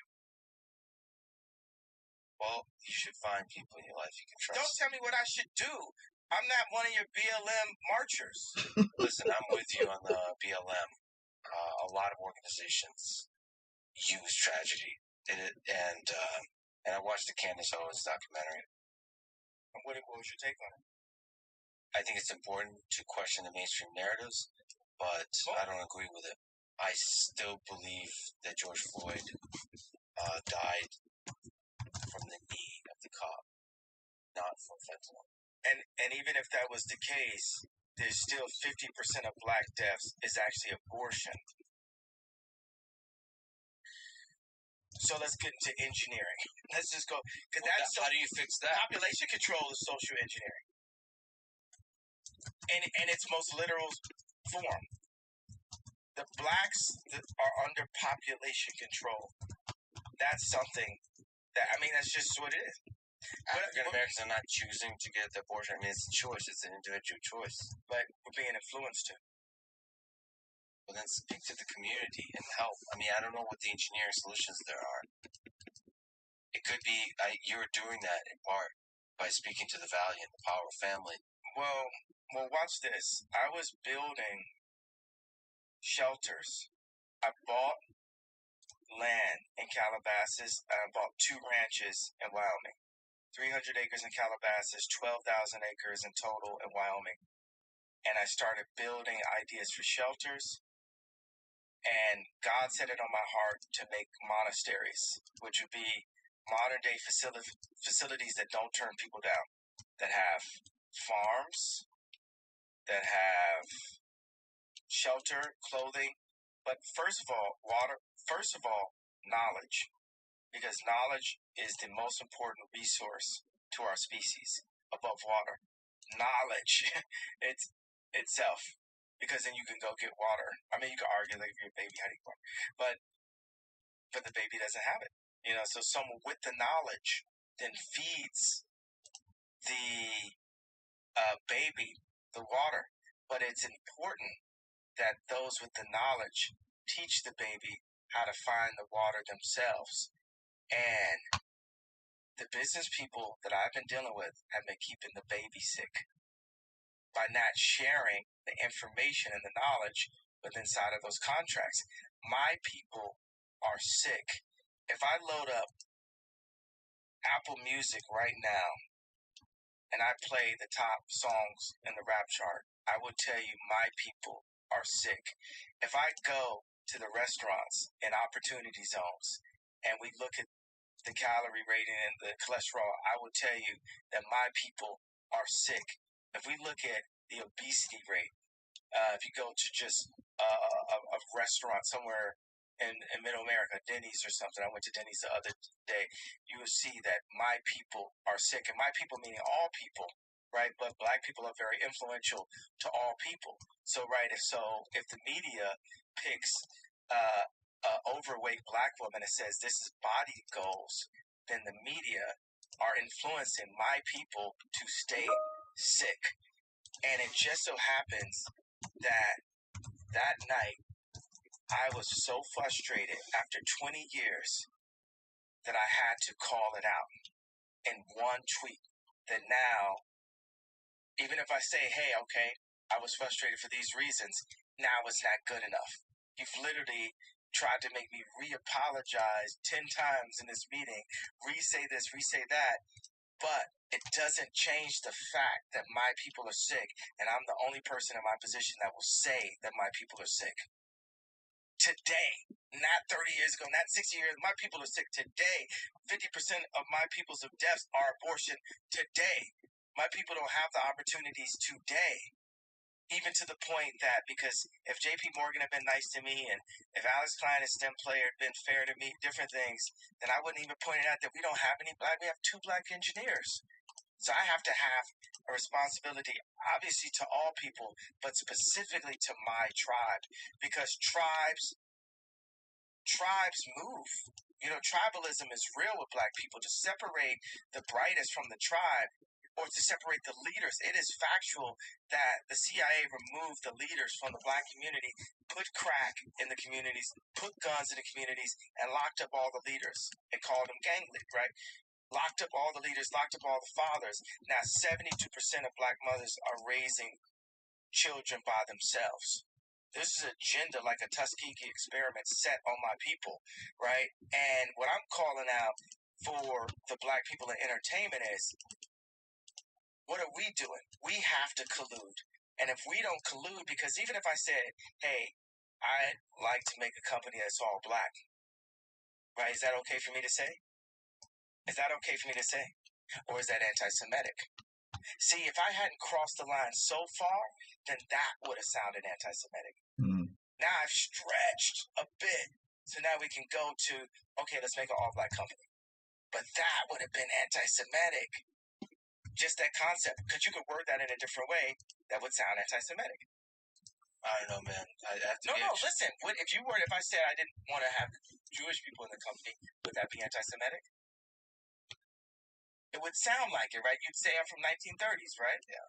But for me as a tribe to say, no, I want an all-black company, right? I'm generally against that kind of thing, but first of all, you have the right to do whatever the hell you want. Well, what I'm saying is that's what I feel may need to happen for my people to have power again. Because when my people have been left under the media's control, we've been made sick. We've been allowed to be sick. We're promoting sickness. I think, at least in the engineering realm, I haven't met an engineer who happens to be black who would like to be called a black engineer. And when you have a company of all black people that are engineers, I don't know the creative arts, I apologize, but engineering, they really try to look at each other as humans and look at the problem. And you want to have the confidence that everybody on the team is the best possible person for the job. What I can say is the world is sick, and I have slight images of utopia, slight images of happiness, slight images as a visionary and a creator. And I know for a fact the way that business deals have been done for me are keeping the world sick. Fix them. I see that's what you're trying to do. And you probably, listen, people should not doubt, But I gotta tell you, I have to be honest, this is silly because you don't know me. But it hurt when you said you don't trust me. You kind of lost me. I don't think anyone's ever said that to me. I don't know, man. Fuck that. Dude, I don't care about views or clickbait or any of that bullshit. I just thought you were one of the greatest artists ever. It'd be cool to talk to you. And I feel like you got pain you're working through. I never had anyone say that to me. Maybe I'm just being a mess about it, I guess. That's fucked up, though. But maybe it's not. Maybe you should trust it. But I just haven't had that experience. Yeah. Do you think I would trust anybody at this point in my life? Yeah, it's tough. It's tough. I hear you. And it's also kind of good to see how much strength you got. You're not broken by any of this. You're under a lot of attack. A lot of attack. By a lot of people. You have a vision. And you're trying to feel your way through it. And you might get destroyed for it. That's the human, that's the risk you take. It's a wonderful life, though. What do you hope your legacy is? To be forgotten. You think you'll be forgotten? Because there's ego in memory, in the memories. Who designed the sidewalk? Who designed the water fountain? Who designed the stop sign? Who designed the stoplight? These things are so ubiquitous that the person that designed them is forgotten. If it's a good idea, it's a God idea. And no VCs can own it. So you want your designs in all realms of life to be so simple that they permeate everything. They take over, and you are forgotten. That's a successful design, is you're forgotten. Yes. Do you have advice for people? A lot of young people look up to you. Do you have advice for young people of how to live a life they can be proud of? Don't tweet while you're sleepy. Take a nap. Surely there's other things. I love the humor. Don't take it seriously, I suppose is what that means. Don't send sleepy tweets. Unless you buy your own social platform the very next week called Parler. But other than that, if you're not going to buy your own social platform, then is that why you bought Parlors, so you could be sleepy and send messages out to the world? I actually am really interested in the engineering aspects of Parler. Is there a vision there? Because I'm also super interested in Elon buying Twitter.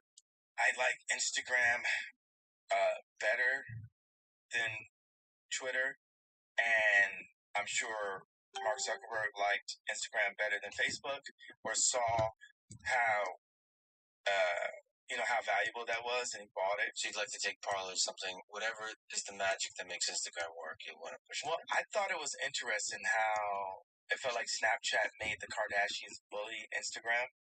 What's the point of Snapchat going to war on Instagram? Yeah, I mean, just everyone wants to say, well, this is our value, Snapchat. No one wants to lose their value to someone else's value, whatever. It's like, and everything is just, what's the difference between permanent and temporary? It's just a permanent structure. And until God says it's not, it's like nothing's permanent. Our life is not permanent.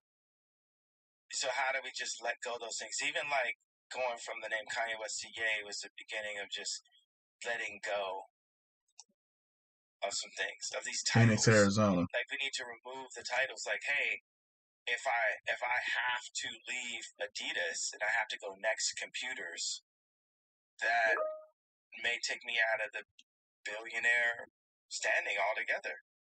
And I got to get low for however long God says I have to get low and refocus. I've been refocusing my staff.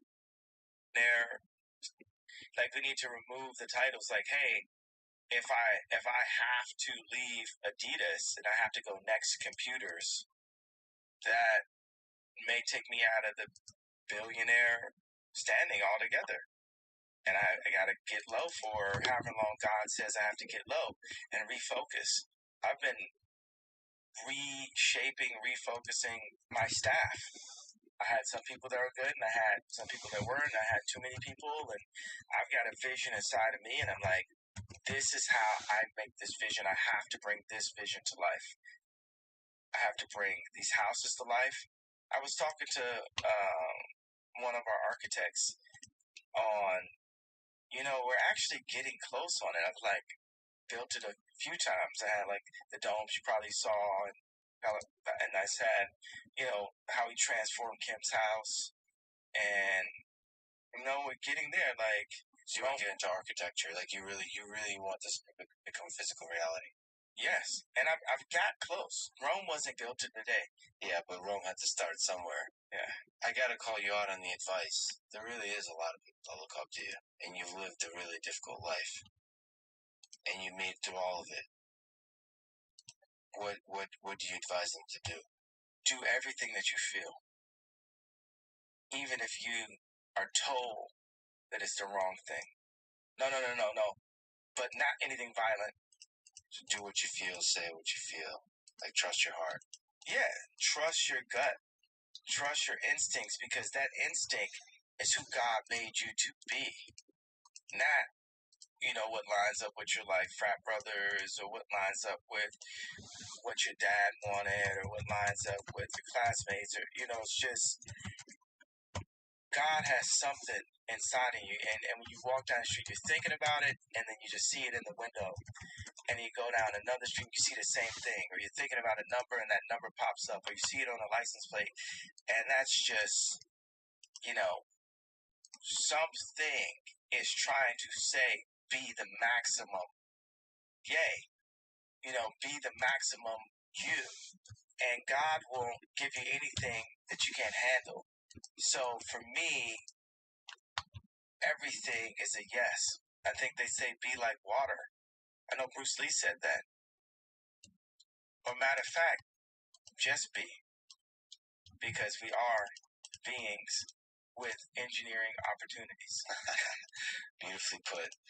Yeah, I have hope. I have faith that however this turns out, that you have the skill and the capacity to really add love to the world. I hope you do that. I really, really hope you do that. And we talked about potential of that, the challenges and the opportunities of that. I mean, I see how we could be of use to each other. You actually have a particular thing for me as I eject from media. Because even also, I'm really big at burning the phoenix too. All you know as an engineer that your cells completely regenerate every 7 years. I think I rush the process a little bit, so I run around looking like a burn victim sometimes. Yeah, but I gotta tell you, anyone I'm close with, I work with, there has to be trust, there has to be love. And I think you've been burned quite a bit in your life. Sometimes I did it myself. I put my hand on the stove. So how do we get to engineering? There's a deal to be done here.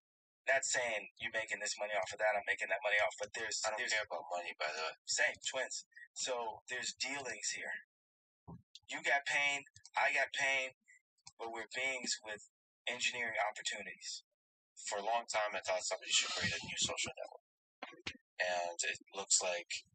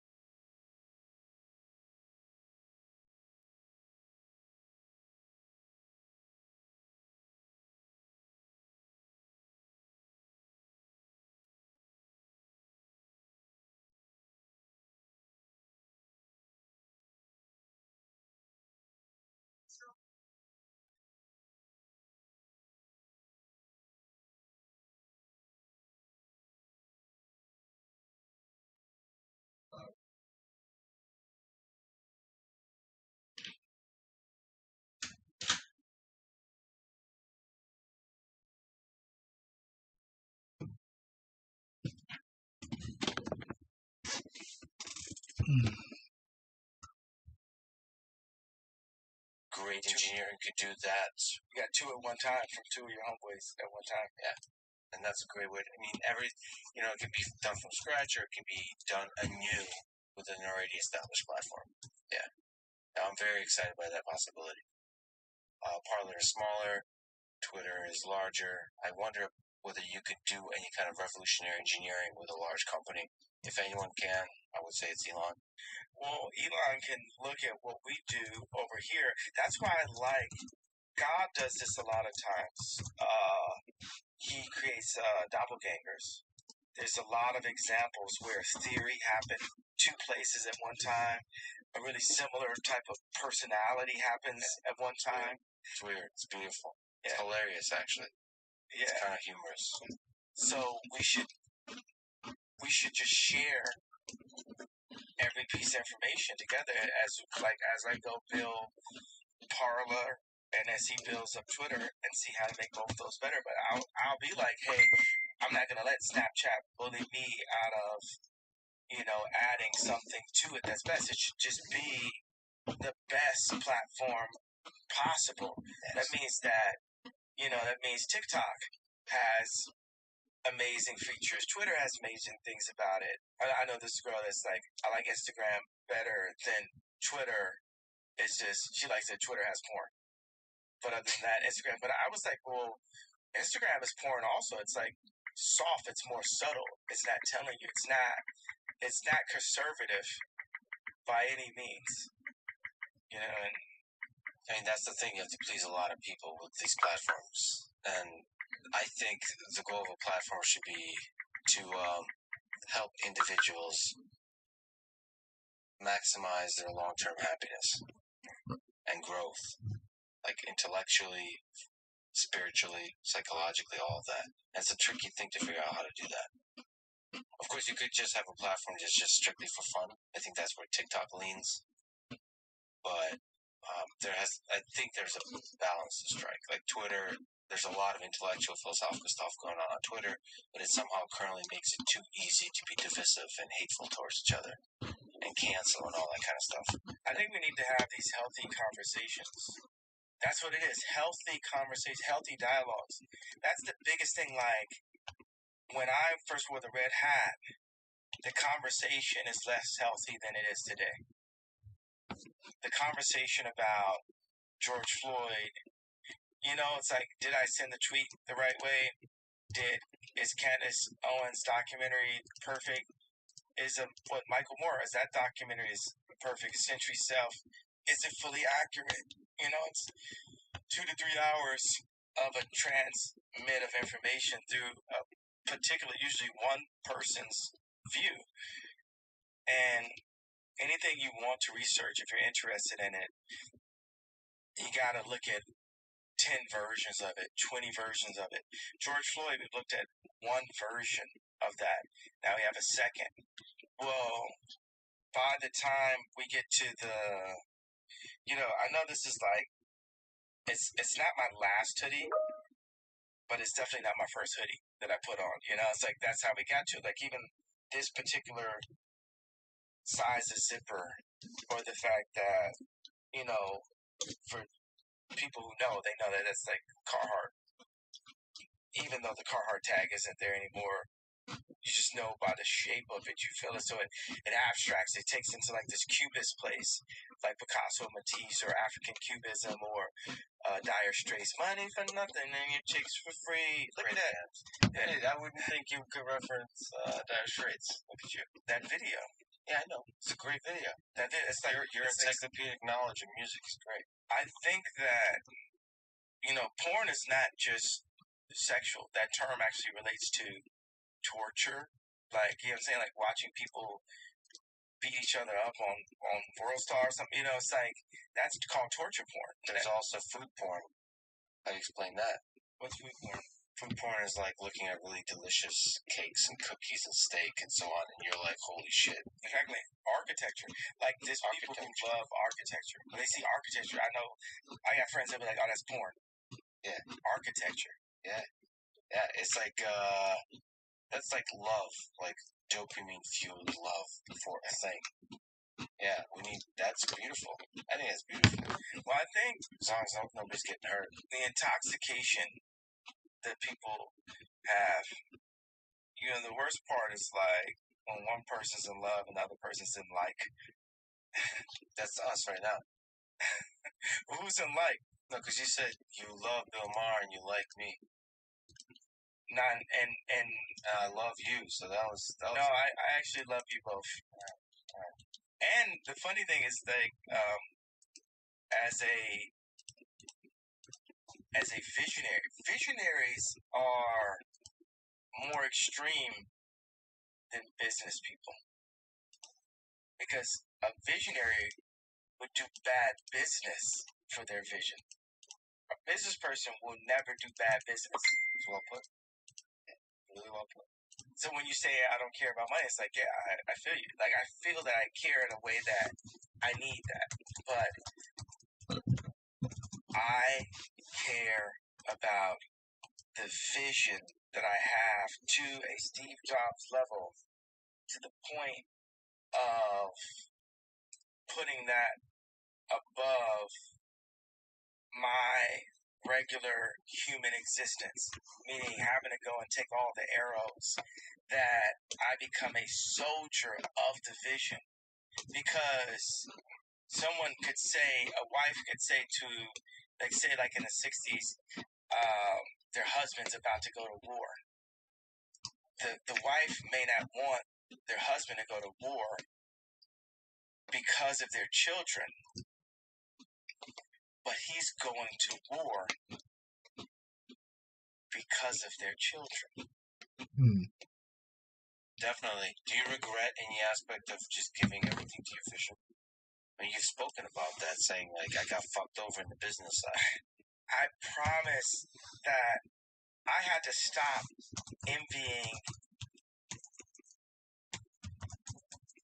cool people at their current cool time. If anything, if someone's cool and I say their name a lot, I'm going to flash the light on them so much that it ages their coolness. It's actually a war technique, showered in compliments. Because to be able to stay at 45 years old and still be the bad kid in class, at 45, I'm still in the principal's office? Because if you look at, like, say, fashion, right?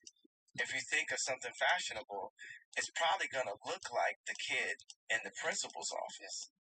That's going to be the fashion.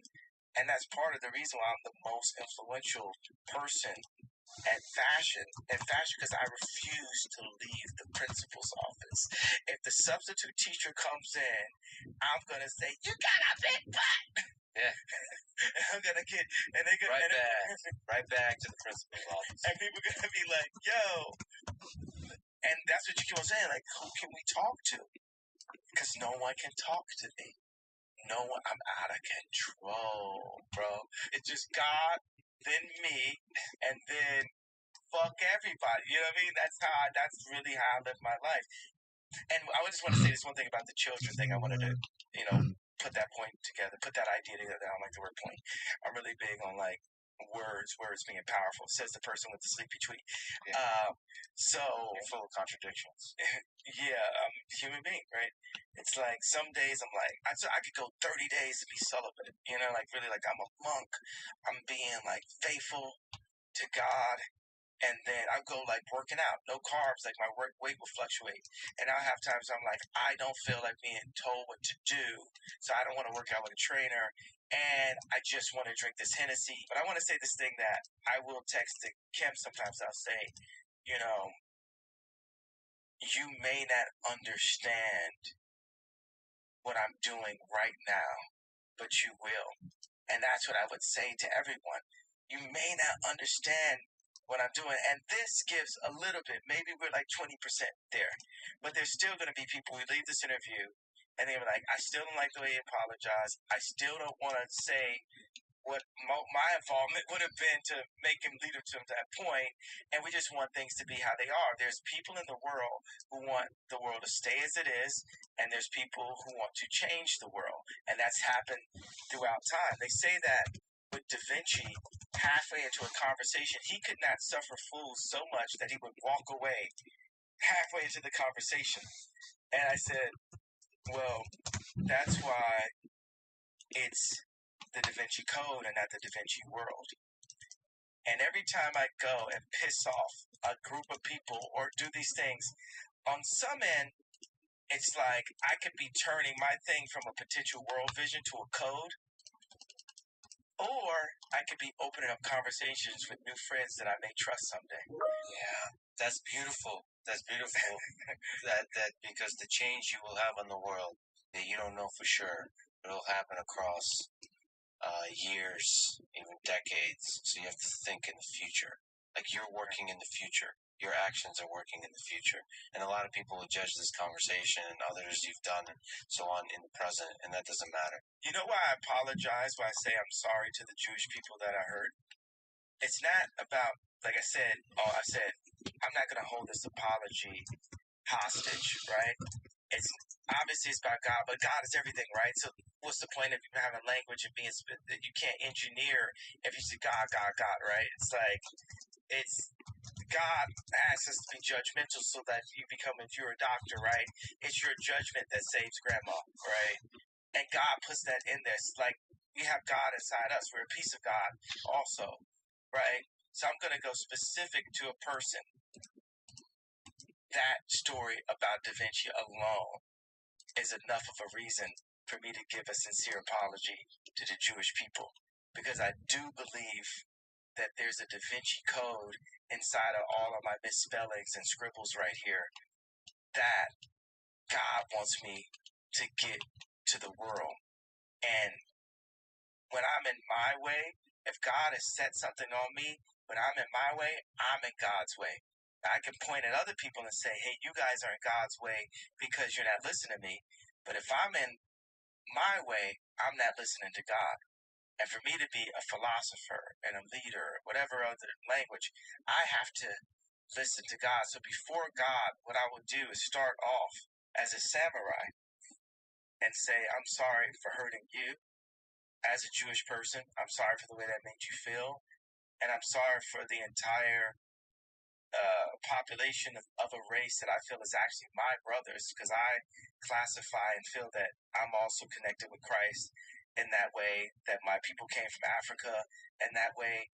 And I can't say it's this exact teaching or that exact teaching, but I feel that there's an important, the sons of Abraham, however we want to word it, right?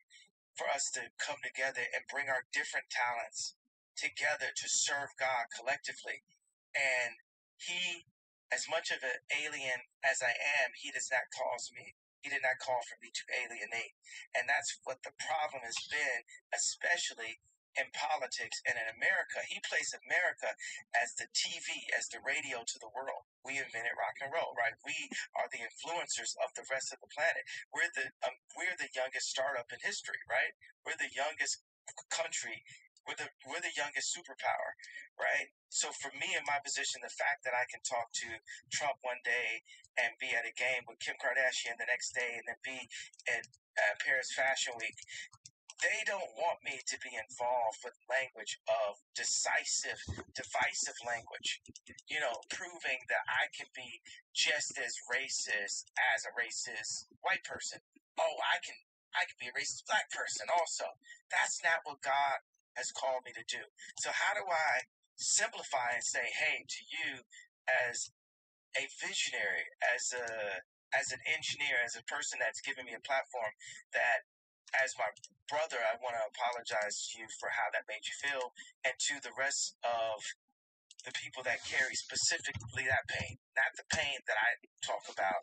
That doesn't seem to be as much of a pain for people when I talk about the abortion clinics and stuff. That's an argued pain even in my own community. Like, not everyone thinks that's a pain.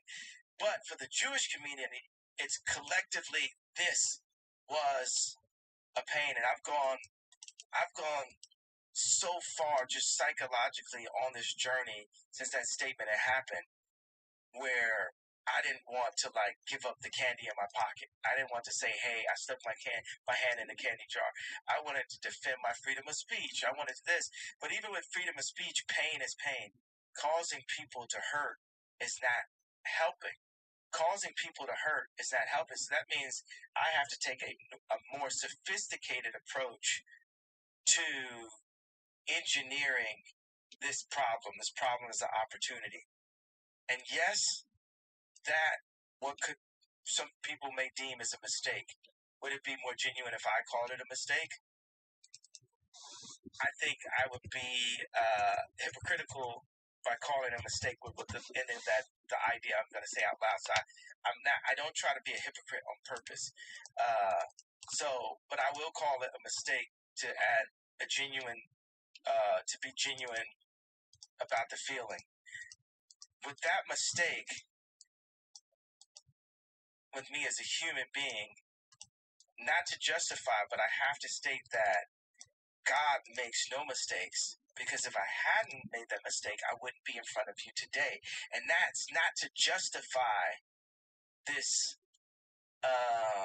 sleepy text. But I can tell you're a man that has love in his heart, and I hear that. I hear it through the words explicitly and implicitly. And I think if we were to engineer a better future, the way to do that is with love.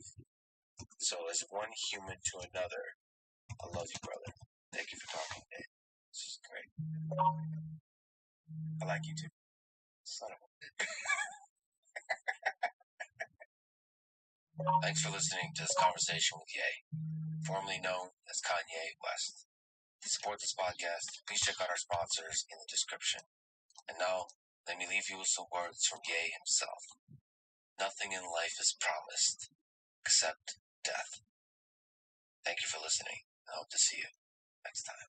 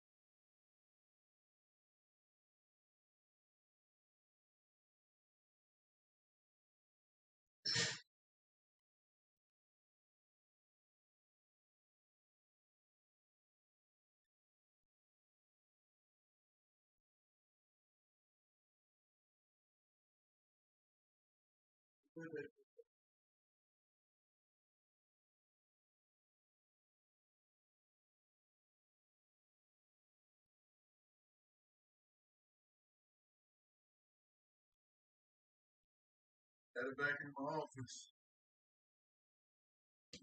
Yep.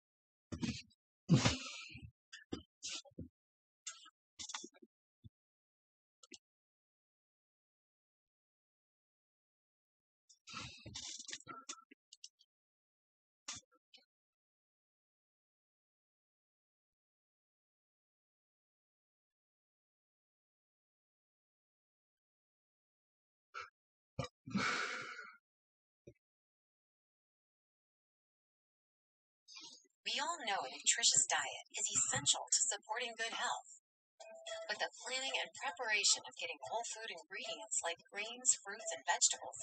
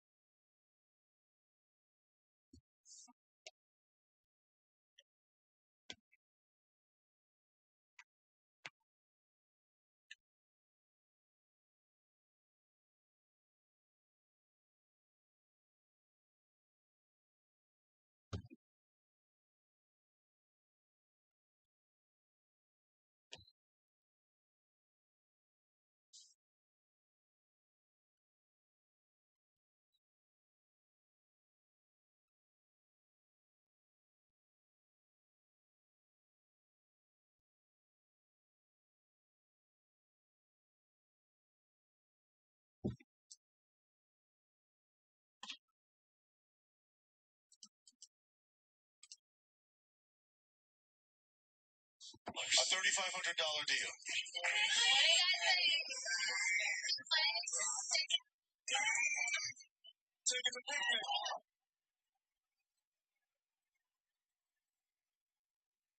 Make a deal right after this.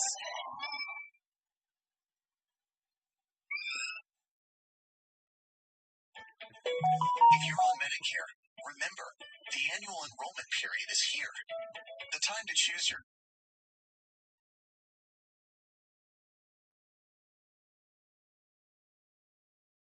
just on the ballot next month. Colorado has two ballot measures, one that would cut the current flat rate and another that would reduce deductions for high earners. Voters in Massachusetts deciding on the first change to its flat tax in over a century, adding a 4% surtax to million-dollar earners. But the biggest by far is California. Proposition 30 would add a 1.75% surtax on those making $2 million or more. That would bring the top rate to over 15%.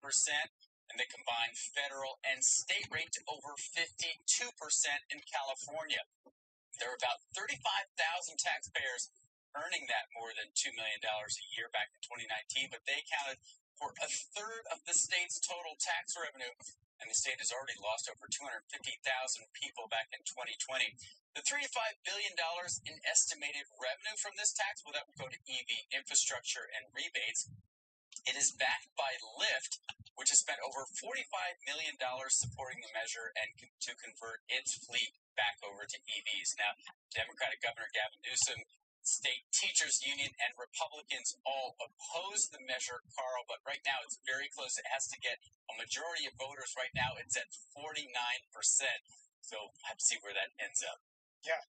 Going to be fascinating to watch some of these down ballot initiatives. Robert, thank you. Robert Frank. By the way, quick programming note this morning as we go to break. A huge new episode of Jay Leno's Garage premieres tonight. Jay is going to be joined by the president at the Secret Service training facility to discuss hot rodding and the future of electric cars. Coming up at 10 p.m. Eastern Time. We're back in a moment. CNBC Trend Tracker is sponsored by CME Group.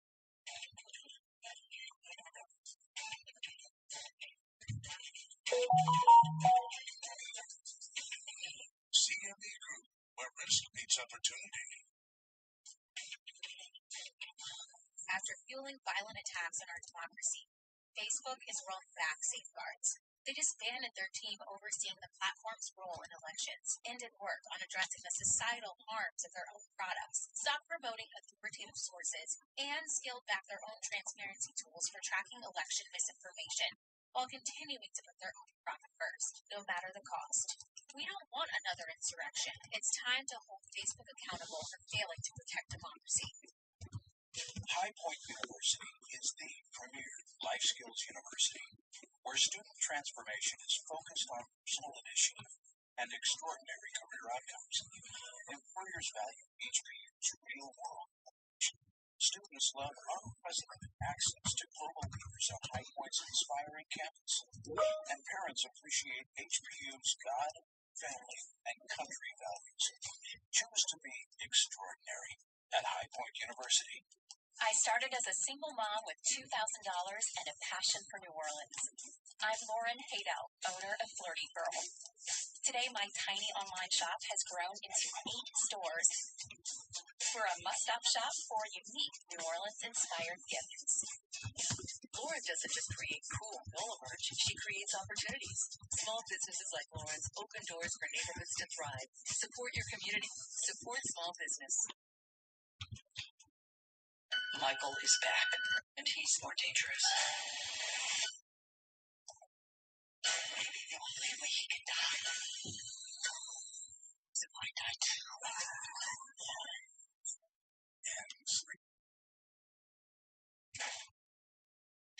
Yes, I need a locksmith. 3 hours. Guess I'll be right here.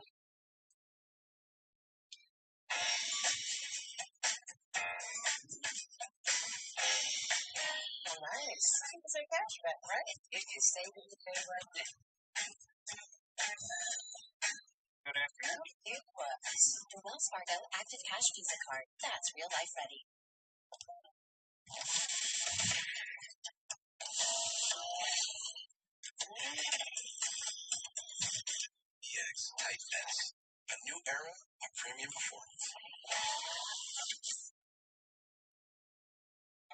have we here? A cheddar bacon burger on a pretzel bun and beer cheese for dipping? The Nif Pretzel Bacon Beer Cheeseburger. Here for a good time, not a long time. Results from Microsoft and Alphabet, just the latest to reflect increasingly challenging economic environment in the last quarter of the year. So what are corporate leaders planning for next year? Well, let's ask a man who's involved in a lot of those conversations. Blair Efron is the co-founder of the advisory firm Centerview Partners. Obviously, you know your way through an M&A situation, but it's a lot more than that. So let's sort of start more in the conversations you're having in the boardroom or otherwise with corporate leaders right now. Blair, what are you sort of sensing and hearing from them as they prepare for next year, particularly this idea as well on the labor front, whether they start to have to focus on cutting costs? Dave, first of all, thanks for having me. Great question. Of course. So, obviously, the boardroom, everybody expects 23 to be bumpy. Hard to figure out how it's not. Everybody understands inflation must be tamed urgently. That said, for the most part, a lot of boards are saying 23 is bumpy, we have it, but what does the other side look like? How do we prepare for what 24 might be, what a recovery might look like? And there, I would tell you that I think you're going to see companies be quite a bit more offensive than you've seen in past downturns. If there's anything we learned from March of 2020, making decisions nimbly, staying on offense, figuring out where you're going to invest is important. So even on M&A, it's not obviously an active time, but it's more active than I would have bet given the economy and much different than you would have seen 14 years ago in this kind of backdrop. So I think for the most part, you have a lot of CEOs, a lot of board leaders who are very good about taking information in, recognizing that the data is mixed, processing it, developing and updating their thinking on a real-time basis, and adapting to it. I mean, so what's the updated thinking? I mean, at this point, the updated thinking today is the economy in the U.S. on a relative basis actually has tailwind and headwind. It is not all headwind. Yeah, you have a consumer still spending. You saw Visa this morning. You have banking system in good health. Credit obviously tighter, but good health. You have labor still tight. I would say that for the most part, jobs are fewer than labor availability. It's going to change. But, and then the markets are actually pretty settled in. So the thing is, everybody said 23 will be bumpy. It will be. Right. But the question is the duration. And today, we don't know. We don't know. And that's the point. But do you prepare for it as a corporate leader by thinking now, as you're going to get pressure from shareholders to increase margins, by saying we're stopping hiring, or even in fact we're going to actually let people go? Or is that a different conversation now, in part because sort of after COVID, what the labor markets have presented in terms of how difficult it's been to get people in the first place? That's a big test. I think that companies, for the most part, are going to be disciplined in cutbacks. They're going to recognize that they don't want to sacrifice the long term for short term moves. Obviously, certain companies hired aggressively to handle demand in the past few years. But the fact is, maintaining labor, training labor, mentoring is hard. So I think that you're going to see OPEX areas, operating expense areas continue to cut back. It'll be like advertising. It'll be things that seem more short term. If you're thinking longer term, 2 years, 3 years, 5 years, you want to think strategically. And that, to me, says you're going to keep spending capital. Right, but that also could be margin compression next year as well. And that, I would say, the best companies for next year, the most competitive companies, are going to figure out how to maintain a decent margin and have a fortified financial situation, fortified balance sheet, and again, make moves, David, that position them for a better long-term future. Yeah. All right, let's talk about long-term future and positioning. You mentioned M&A is perhaps a little more robust than you might have anticipated. I wouldn't use the word robust. Okay. That was my word. It was more active. I don't know. Well, so give me your read right now. Am I going to be reporting on some significant strategic deals in 2023? What's the backlog? I think the backlog is tough. I think that the most M&A today looks more tactical by size. I think doing something really big, more difficult. Obviously, financing markets are more difficult. The environment is uncertain. Recommend doing something so you have more certainty wherever that level is. Higher growth, lower growth, want certainty. But that said, the market will end up at $3.5 trillion this year. Obviously down a lot from 21, which is a record year by $1.5 trillion, and probably the equivalent of 2018, 2019. So what I would say is there'll be a deal market, but it's going to be several quarters before it finds its sea legs. And well, a lot of it depends on the conversation we just had about what 23 looks like. And I also finally would say that if multiples down, next year's P multiple down 3.5 points versus its peak, 5-year average, CEOs are going to be attentive to thinking about when to make an acquisition and not. All right, so yeah, you want to give me a prediction though for 23? I mean, you mentioned the backlog's not great. Is it going to be a weaker year than 22? I think it'll be weaker. You do? I do. And I think that the fact is you go in with a weaker backlog. Deals take 9 months, 12 months, in this environment even longer, 15 months to consummate. We should assume that 23 will be a difficult year, certainly in the first half, and hopefully settle out as we get towards the middle of the year. Yeah, I mean, you obviously participate in a lot of conversations that end up with no deal. The two sides decide we're not going to pursue it, whether it is, as you say, even more the case. Right. I mean, antitrust figures into that. How importantly now, or is it more really about trying to negotiate a price given different expectations? I would say today it's much more about price. It's much more about confidence levels. It's much more about can I get something financed. Interesting. All right. You're somebody who certainly pays attention to electoral politics. We've got the midterms coming up. I don't know what your expectations are, but I'm as curious as to what you think the impact may be.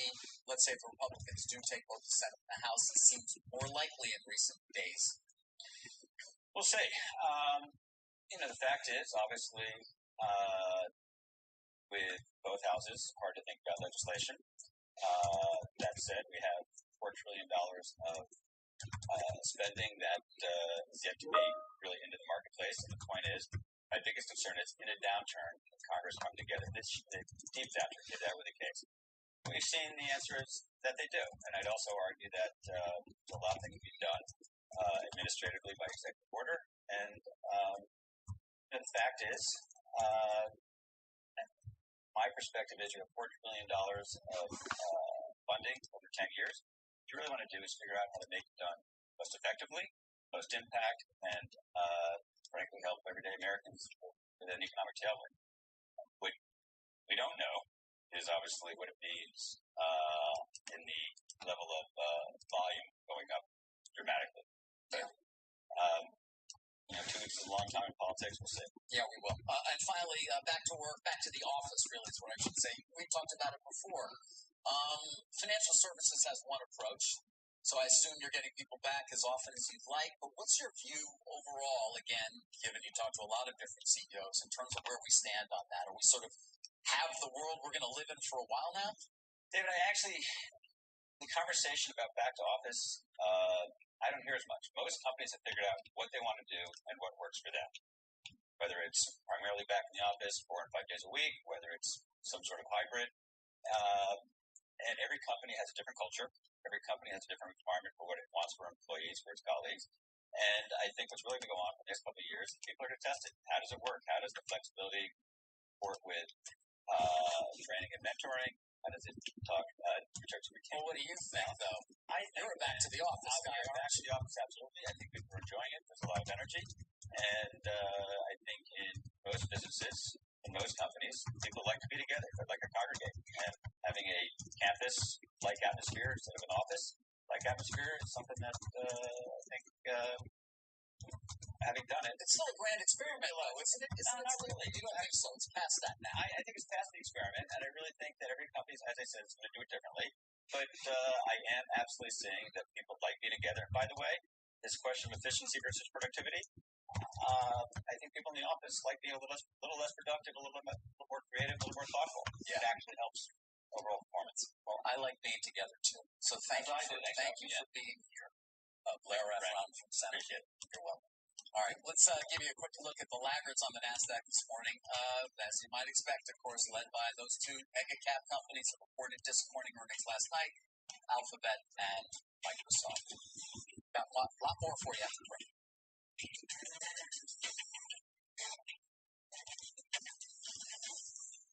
Good luck. TD Ameritrade, this is Anna. Diana, this position is all over the place. Help. Hey, Professor, subscriptions are down, but that's only an estimated 50% of their valuation. Do you think the market is overreacting? How do you know that? The company profile tool in Thinkorswim. Yes, I love you. Please ignore that. TD Ameritrade, award-winning customer service that has your back. Power outages are unpredictable, inconvenient, and disruptive to your life, posing a real threat to your comfort and safety. When the power goes out, you have no lights, no refrigeration, no heating or air conditioning. Your well or sump pump won't work. Your modern daily electronics are rendered useless. And what if the power's out for days or weeks? Are you prepared? You can be with a Generac home standby generator.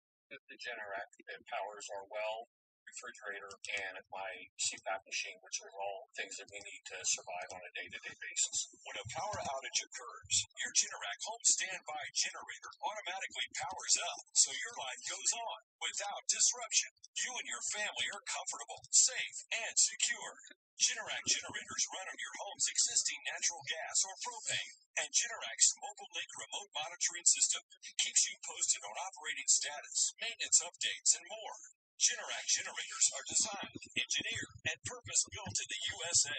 Generac is the #1 manufacturer of home standby generators in the world. 8 out of 10 home generators are Generac, with thousands of satisfied customers. We chose Generac because you see it everywhere. After the hurricane, I looked at my watch and said, thank God for the Generac. We're safe.